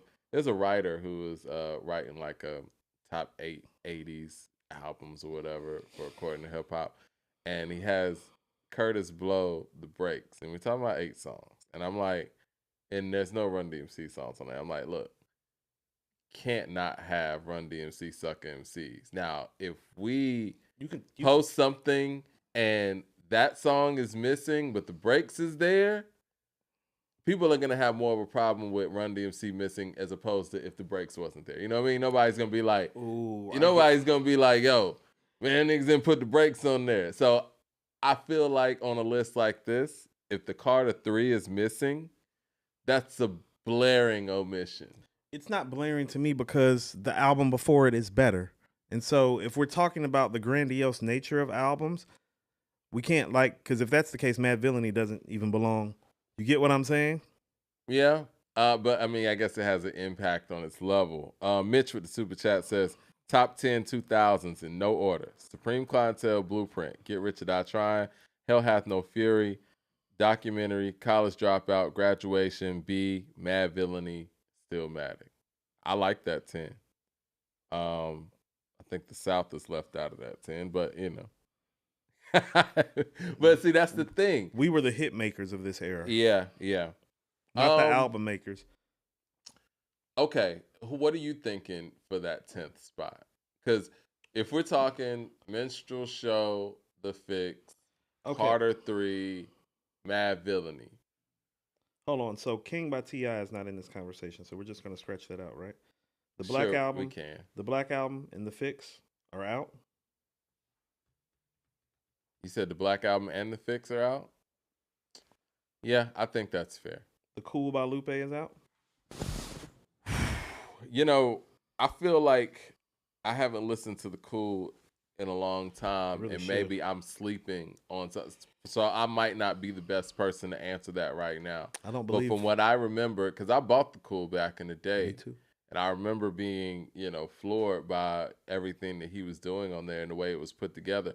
It was kind of put together like a Kendrick Lamar album before Kendrick Lamar. I don't believe we're having a show where I'm the one putting Lupe's album up high and you're the one saying you haven't heard it in a while. That's great. Mike, I'm going to lean on, how about this? I think, here are the albums that I think that we should really be considering right now based on the conversation. And I just took the cool out about some of the stuff that you just said. I think The Lost Tapes, Carter 3, Mad Villainy. What you taking between those three? Carter 3, Lost Tapes, Mad Villainy, because I'm providing 3 different scopes of what hip hop looked like in that era. I think the Carter 3 is just too important. Okay. You know what I mean? Like, we can't talk about the 2000s without talking about Wayne's meteoric rise, and his rise is the Carter 3. Drake's career and everything moving forward is kind of predicated on that effort. Okay. So no, I'm cool with that. So we have, for the top 10 albums of the 2000s, 2000, 2009, just so we're clear, Get Rich or Die Trying, Supreme Clientele, and B. I think those are both of our top 3 albums, right? I think so. Kanye's got 2 entries with The College Dropout and Late Registration. Okay. That's 5. Got Hell Hath No Fury, which I think lyrically is the best album of all these albums, just so we're clear. Really? Okay. Yeah, there's not an album better lyrically than all these albums that made our list, except maybe Stillmatic. We have Stillmatic. I was going to say, that's an incredible lyrical display. Yeah, it'd be Hell Hath No Fury and Stillmatic were the best lyrical exercises of the era. I'm a vouch for Supreme Clientele, but you already know. Supreme can be in there. Blueprint. Did I say Blueprint? Yeah. Okay. Documentary. Mm-hmm. Carter 3. Yep, those are 10. Yep. Let's try to put some order to it because it's only 10. 007 just hit me and said Thug Motivation 101 was a moment. What say you to Thug Motivation 101? It was a moment, and I don't think it's better than Trap Music or King, though. That's my problem with 101. As much, I mean, and Nick Love and I actually argued about this live. Yeah, I was in there too. Yeah. Well, I mean, you were kind of like you were the mediator because I was over here like, so you think trap music's better than? I was like, you think 101's better than trap music? Right. I was like, I don't agree. But if trap music isn't making the list, then neither is 101 because they are comparable albums. Is that fair? And if you want to talk about Mike performances and we start splitting hairs and stuff, it's like, nah, the T.I. efforts got to get that nod. LP with the super chat says, Doom was talking about Cheetos, Fritos. Nas was talking about, look at all the motherfuckers at Wakes whose son you killed and you ain't got cut on your face. 007 the super chat says Thug Motivation 101 needs to be on there. I think you just covered what 007 had to say. I think, you know what I'm going to do? I think I may make a top 25 list because here's the thing about it. I think when we talk about the golden eras of hip hop, I think people sometimes feel like that 85 to 90 run is the best era, and some people feel like just the 90s run is better. I mean, Mike, you know how many classic albums I just named? 1, 2, 3, 4, 5, 6, 7, 8, 9, 10, 11, 12, 13, 14, 15, 16, 17, 18, 19, 20. Mike, I got 24 albums down right here, and that's not counting 101. So it's like, no, those are 25 classics that came in a 9-year period. That's a 3 classic album every 10-year average. You know, it's great. The number one album, I would say, based on everything that we named, I still got Supreme Clientele as number one. But I know you said off air, you got Get Rich or Die Trying, and if Get Rich or Die Trying is that number one album of the 2000s, there's so much to support that. It's got some of everything. It's so much to support. It's the biggest moment. It's the Doggy Style of its era. It is, and that just. But it's also Doggy Stylish level quality too. Mm-hmm. Like, how about this? When I look at it, of all the albums from this era, Get Rich or Die Trying is the one that would come closest to cracking the top 10. And that's how I feel about it. It's like, oh no, if we're ranking albums all time, Get Rich or Die Trying is the only one of these albums that I know is easily in the top 20, like easily, and closer to maybe 10 than 20. Read off those albums again, because I just discovered something when you were just talking. All of them are 10? The 10. Get Rich or Die Trying? Look at what that did for 50's career. Right. Supreme Clientele. Look at what that did for Ghost. B. Look at what that did for Common. Stillmatic in the Blueprint. That did so much for Jay and Nas at that time. And for hip hop. Yeah. College Dropout and Late Registration. Both of those did so much for Ye. Entry, Superstardom. Yep. Carter 3. Look at what that did for Wayne. The documentary. Yeah, I think we got a good 10 here. And look what that did for the West Coast. And Hell Hath No Fury. Yeah. That's the rap album of this era, though. That's what I'm saying. Yeah. Is like, you got to have a rapping-ass rap album. Hell Hath No Fury is the real, like, that's why I say it's the purple tape of its era. It's like, no, like, you want the life, you want the beats, you want the rhymes. That's actually the album that you go to. If I'm being objective here, now, granted, my favorite album on that list is Supreme Clientele, probably followed by B. But if I'm being objective, I think Get Rich or Die Trying should get the number one spot. Objectively, probably. Yeah. But Supreme would probably, I'll tell you what, if I was just ranking the top 3 in order, I would probably go Get Rich. You know, here's the thing, because, how about this? I think Iron Man is better than like Water for Chocolate. Just me personally. And so what Common did on B is more special, because I really do feel like two as well. You ain't even got to give a speech. I feel like, me. And so I would put Supreme at number 3, but it's just because, oh no, I knew Ghost was special when I heard the purple tape in Iron Man. I didn't realize, I knew Common, that's with like Water for Chocolate in the bag. I mean, B still sounds incredible. It does. It really does, man. What Common and Kanye West put together, it stands to this day. B made Common a superstar. It did. A guy that I never thought would have gotten out of that whole backpack underground image became a worldwide notable name because of this effort. So B being number 2 in the 2000s, I'm cool with that. You know, in Hell Hath No Fury, for me, it had very reasonable doubt like overtones for it. Like on the intro, when he's like, a 4'11 Cuban helped us weather the storm, I'm like, that's that shit that's gonna get niggas indicted. I don't like it. And what happened? Yeah, I know. Everybody got indicted in Puerto Rico except for them niggas. Like, but that's how serious the talk was on that album. Like, they were really like not fucking with Jive. They was really back out in the streets. It's like, it's very purple tape and reasonable doubt. Like, it's like, oh no, you can smell that shit. Let your skin crawl, press one button, let the wind fall. Who gon' stop us? Fuck the coppers, the mind of a kilo shopper, seeing my life through the windshields of choppers. I ain't spent one rap dollar in 3 years. Holla. Michael Williams with the Super Chat says, no way is documentary or the Carter 3 better than the Black Album. Neither is King.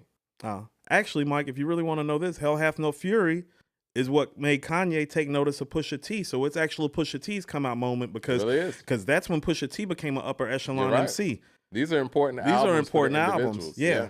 They're career changing albums. Because when the third album, till The Casket drops, is coming out, Ye's in the picture, because the first single's kind of like a big deal. With who? Kanye. What do you think made Kanye take notice? Yeah. Hell Hath No Fury. And Mr. Me Too is the Wayne diss that nobody talks about. Oh yeah. Yeah, Mr. Me Too is a Wayne diss. That's where the real dissing actually started.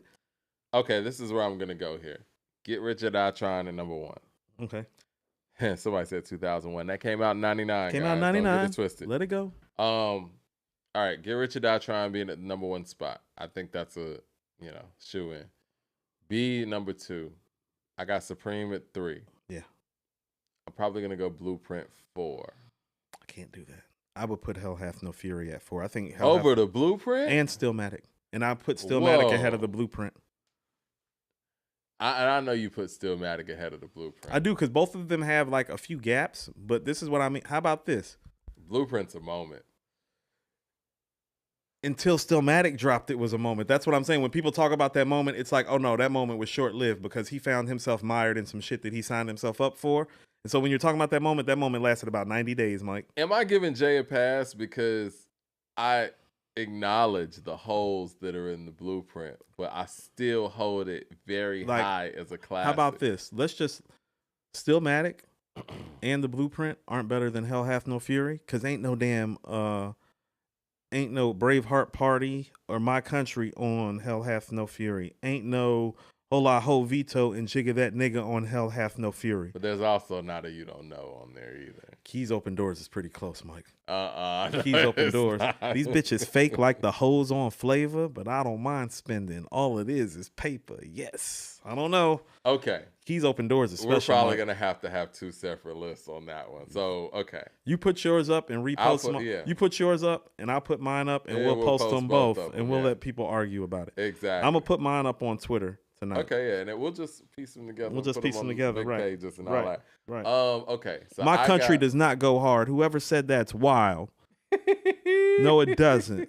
All right, so your don't nobody want to hear Esco singing. Like, no. Your number 4 is Hell Have No Fury. My number 4 is the Blueprint. Then I would go Stillmatic and probably the Blueprint after that. Then I'm gonna go Stillmatic at 5. I think we got the same 5. What else are we missing? The documentary. Okay. I would actually, if I'm being honest, after those 5, I would probably go to Late Registration.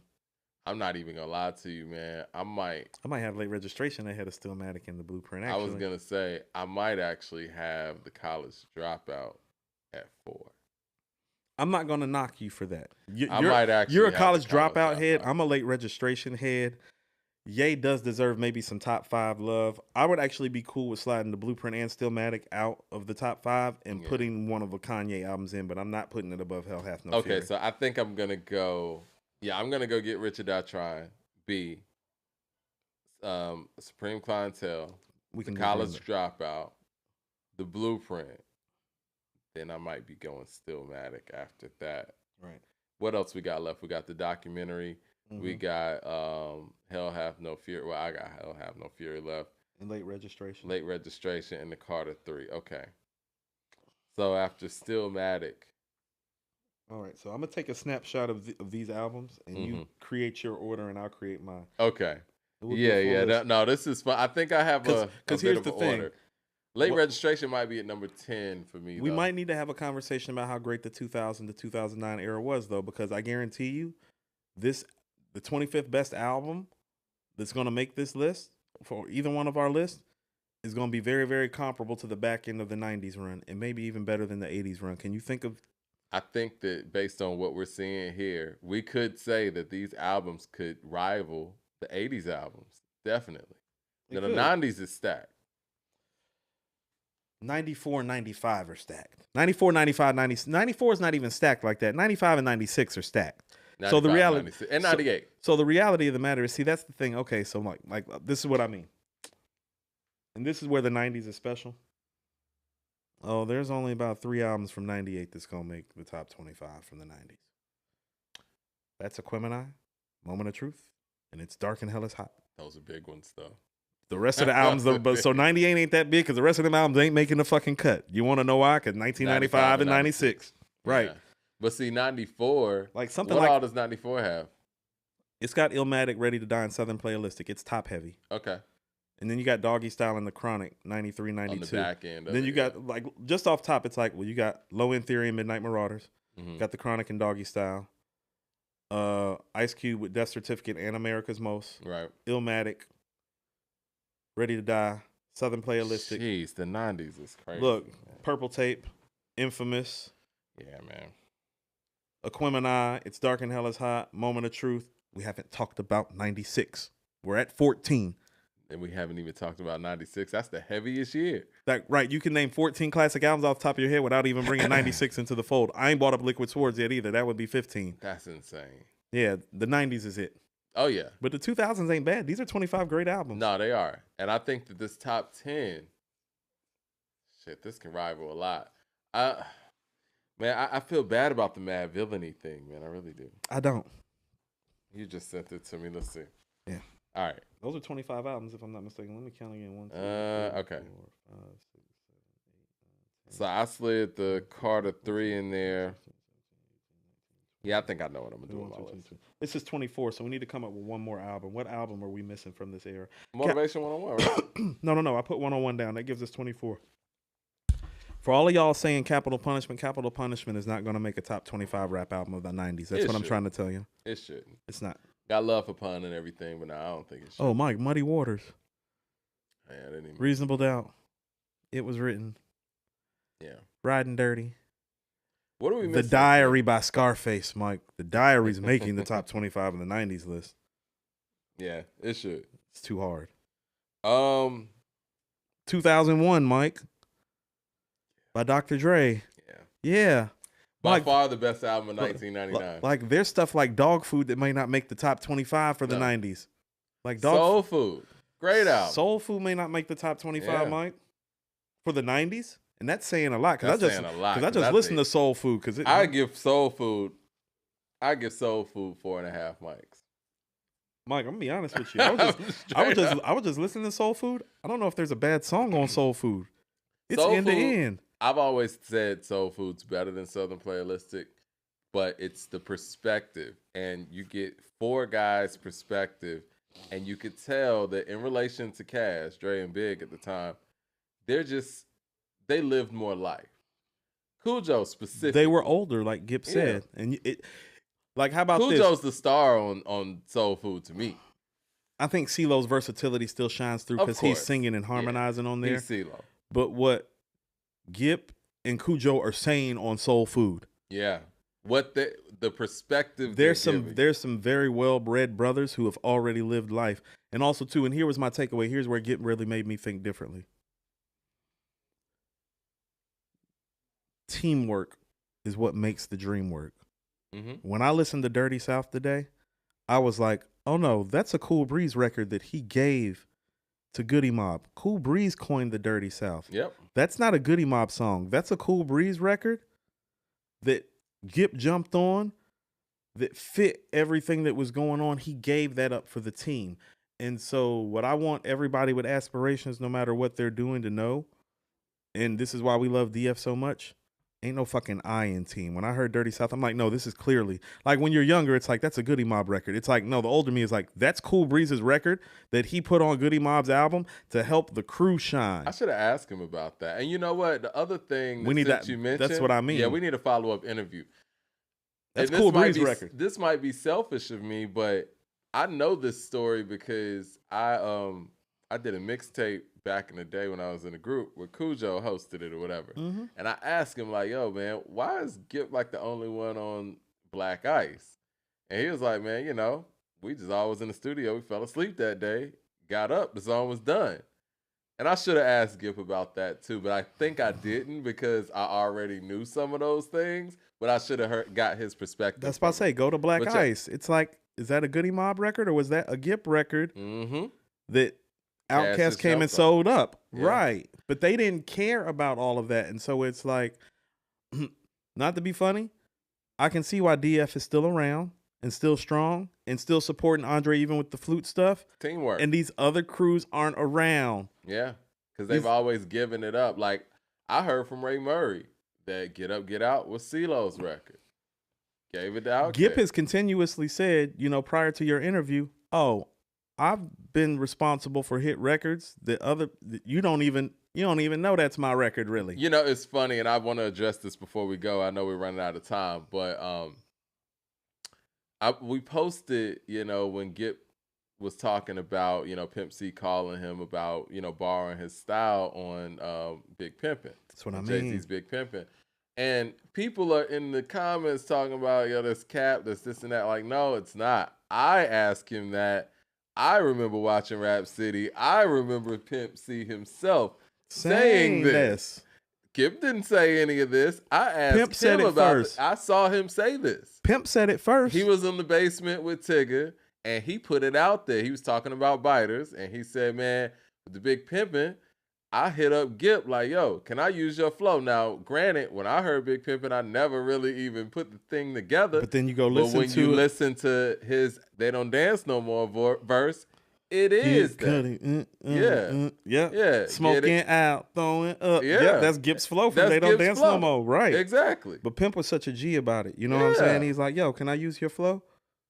And and Gipp was like, you know, what's mine is yours. Southern hospitality. Exactly. And you know, it's funny, one of my favorite Andre moments on ATLians is when he borrowed Cujo's flow on Jazzy Bell.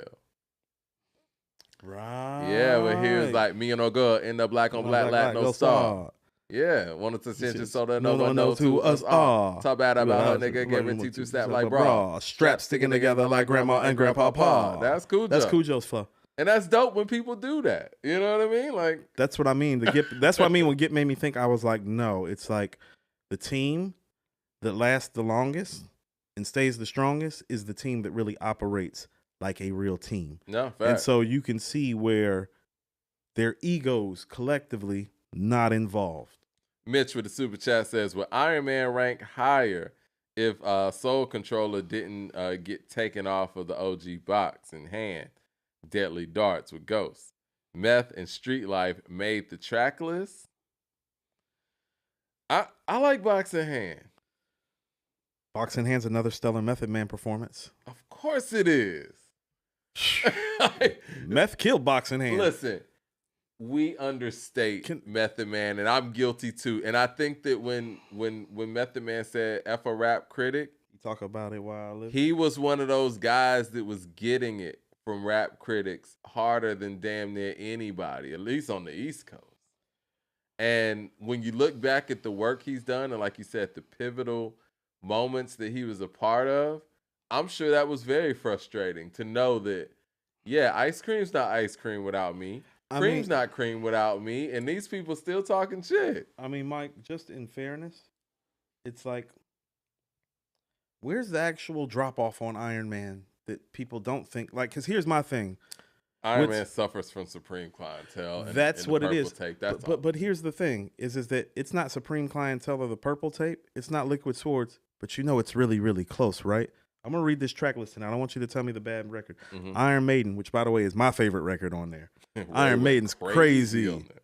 Wildflower, Faster Blade, 260, Assassination Day, Poisonous Darts, Winter Wars, Box in Hand, Fish, Camé, Daytona 500, Lord. Motherless Child, Black Jesus, After the Smoke is Clear with the Delphonics, All That I Got Is You, and Marvel with RZA. What's the problem with this What's the problem with Iron Man? You know, another 4.5 mic album. The only problem with Iron Man is, like you said, the purple tape and Supreme. The other problem with Iron Man is this Ghost's album and Ray's out rapping them on there. That's the other. If you want to, if you want to split those hairs, if you want to split those hairs, but Ghost has All That I Got Is You. He got his moments on there. All I'm saying is as far as top 5 Wu solo projects go, it goes for me: Purple Tape, Liquid, Supreme, Iron Man. It's true. And then you got the Return to the 36 Chambers. Yeah, correct. No, that's legit. Like Iron Man is, like Iron Man's problem is Liquid Swords and Purple Tape, like specifically for the time it came out, because it felt like a drop off. But it's like motherfucker, it's like if you toggle down from the top of the building and you just end up in the penthouse, it's not that far of a drop. You were just on the top of the building. It's a momentum thing too. Do you think Iron Man would be held higher if it actually came out first? Yes. Yeah. Actually, if it came out in between, it would be held higher. Like if it went Purple Tape, Iron Man, then Liquid Swords, yes, held higher. Yeah.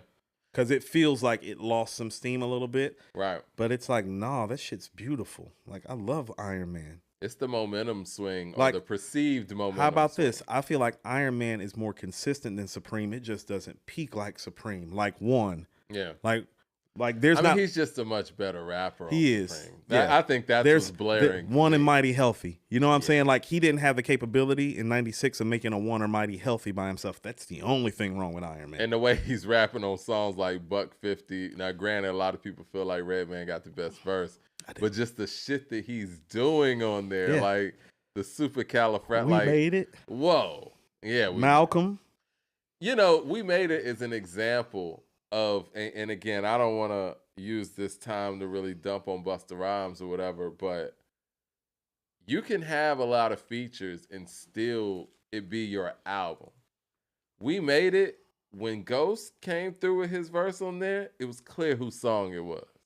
You know what I'm saying? And everybody had dope verses on there, but whenever he stepped to the mic on that album, it's Ghost time. You know what I'm saying? And Iron Man is some Purple Tape hangover. Mm-hmm. It's like they're still in the midst of their run, and it's not as gritty as the Purple Tape or Liquid Swords. And I think that people at that time associated the Wu-Tang style with a gritty sound, and the sound on Iron Man is more polished and more soulful. But that was what turned out to be Ghost Chamber. Yeah, is it the last of that? I guess chamber of gritty. Oh, think about it. Like, think about this. I feel like Kappa's album might be the last Wu album that sounded like that. Think how cold the 90s are. Where's Iron Man gonna fall? In the 50s. Or honestly, like 40s or something. And for the 90s? You think so? You don't think it's higher? You think there's 40 albums better than Iron Man? I don't know. 90s? Maybe 30s or so. Yeah. It's in the soul food realm, right? And I think Soul Food, in my opinion, is the second best hip hop album to ever come out of this city. So then I asked, where's Southern Playalistic? I don't know. Okay, so we're going to do a top 25 2000s, but we might need to do a top 50 90s list. Yeah. Yeah, we might need to end the year strong. Maybe next week we talk about the top 50 rap albums. We could dedicate a whole show to that. That's what I mean. Like maybe Monday. Now, I'll have to have some notes for that. Now, no. That's why we'll have time. We need to review AZ's album that's coming out on Friday. But after that, we can kind of go into top. I think we should do top 50 albums of the 90s. Where's Do or Die fall? Yeah, that's. There's not even a chance Do or Die may not make the top 50. That's crazy. That's not absurd though. Yeah. Brian with the super chat says, I prefer the production of the 2000s, but I wouldn't argue if someone said that the 90s were better lyrically. However, there's more relatable and digestible lyrics in the 2000s for a lot of people, though. Into the Stage, Word Life by OC. See, those are the stuff we can't forget. Mecca and the Soul Brother. I personally think like the main ingredient. Better, but, right. That's what I'm saying. But Daily Operation by Gangstar. Yeah. Step Into the Arena. You got the big one. Yeah, Moment of Truth is making it. That's easy. Moment of Truth is an easy pick from the 90s. That's top 20. Yeah. Oh, Daylight shit, Mike. We ain't even talking no Daylight. We ain't talk Stakes is High. Yeah. Or hold on. I mean, all of them were in the 90s with the exception of 3 Feet High is the 80s. 3 Feet High is 89. Yeah, so Balloon Mind State. Balloon Mind State. De La Soul is Dead is mine, but De La Soul is Dead has grown on me more. I still think Stakes is High. And 3 Feet High and Stakes is High is still my two favorites. Stakes is High is their rap album. It is. You know what I mean? It's their rapping ass rap album. Mike, AT Aliens, we ain't brought up that. Yeah. Philadelphia Half-Life and When Things Fall Apart by The Roots. Yeah. Yeah. The 90s is heavy. Yeah.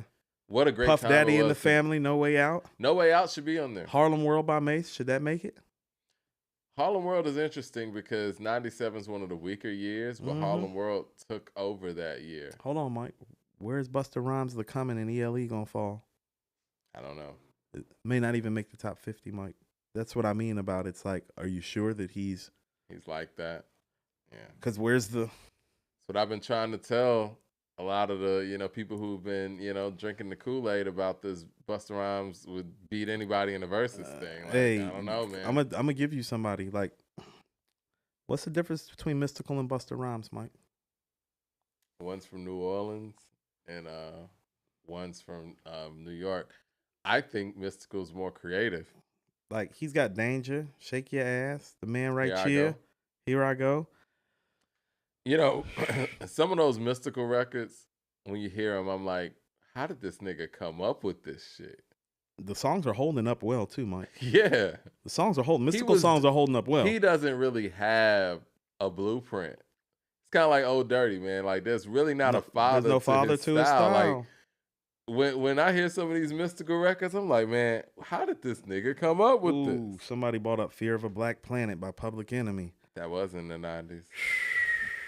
Yeah, that was 1990. 90s is the era, Mike. 90s is the era. It's tough. 90 to 99 is the... We got to go year for year to it with it, too, so we don't forget anything. Because the early 90s stuff can get kind of swept under the rug. Yeah, it gets lost. 94 kind of made people... I think 93 and 94 made people forget that there was like 2-3 years before that. Right, exactly. It's like, no, there was shit before that. Yeah, and Tribe was running that.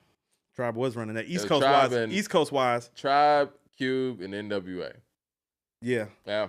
I'm about to say, actually, it's Tribe and people who were part of NWA at some point, most notably Dr. Dre and Ice Cube. Right, exactly. Right, it's Dr. Dre, Ice Cube, and Tribe Called Quest. NWA and its extension. Right, the extended family of NWA. Oh, Mike, East 1999 and creeping on a come up. East 1999 has to make it. But is East 19... How about this? Do you think East 1999 is better than Iron Man? I don't think it is. So are you sure it's making it? All right. It's a heavy year. It's a lot. Yeah, we're going to have to do some work on that. We're going to have to go year by year and like really walk back up in here. And what you do is if you'll come with your 50, I'll come with my 50, and we'll do what we usually do. And we're just going to have to mark off where we match up at, and then we're just going to have to fight. Damn, 2000's was way easier than this. We was able to actually do it within the framework of the show. Right. All right, well, let's get up out of here, man. Great show. I'm looking forward to the next episode, no pun intended, where we do the 90s. Mike, I didn't bring up Enter the Wu-Tang 36 Chambers. I thought that was a given. That's probably top 5, 10 from the... That's top 5. 10 even. Easy. Oh, 10 easy. Yeah. I think Enter the Wu-Tang is one of the 10 best rap albums of all time still. So it's like... So, I think that off the top of my head, the top 3 are going to end up being Illmatic, Doggy Style, and Only Built. Something like that. The Low End Theory's in there. Enter the Wu-Tang's in there. Those would be the 5 that come to my mind off the top of my head. Enter the Wu-Tang, I Purple love Tape. Aquemini, but it's gonna be a hard fight for it, man. Aquemini might make the top 10. It's gonna have to be a fight though. Yeah. Yeah. All of those are 5s. Everything that we named on here today, the top 10 that we named on here, you think they're all 5s? I don't think the Carter 3 is a 5. That's why I didn't really want it in the top 10. Yeah, I don't know if the documentary is a 5 either. Okay. It's close. All right. Well, let's get up out of here, man. Great show. Like I said, we'll have that together for y'all next week. Hit like, subscribe. Go check out the Gipp interview. And, we're going to holler at y'all next week.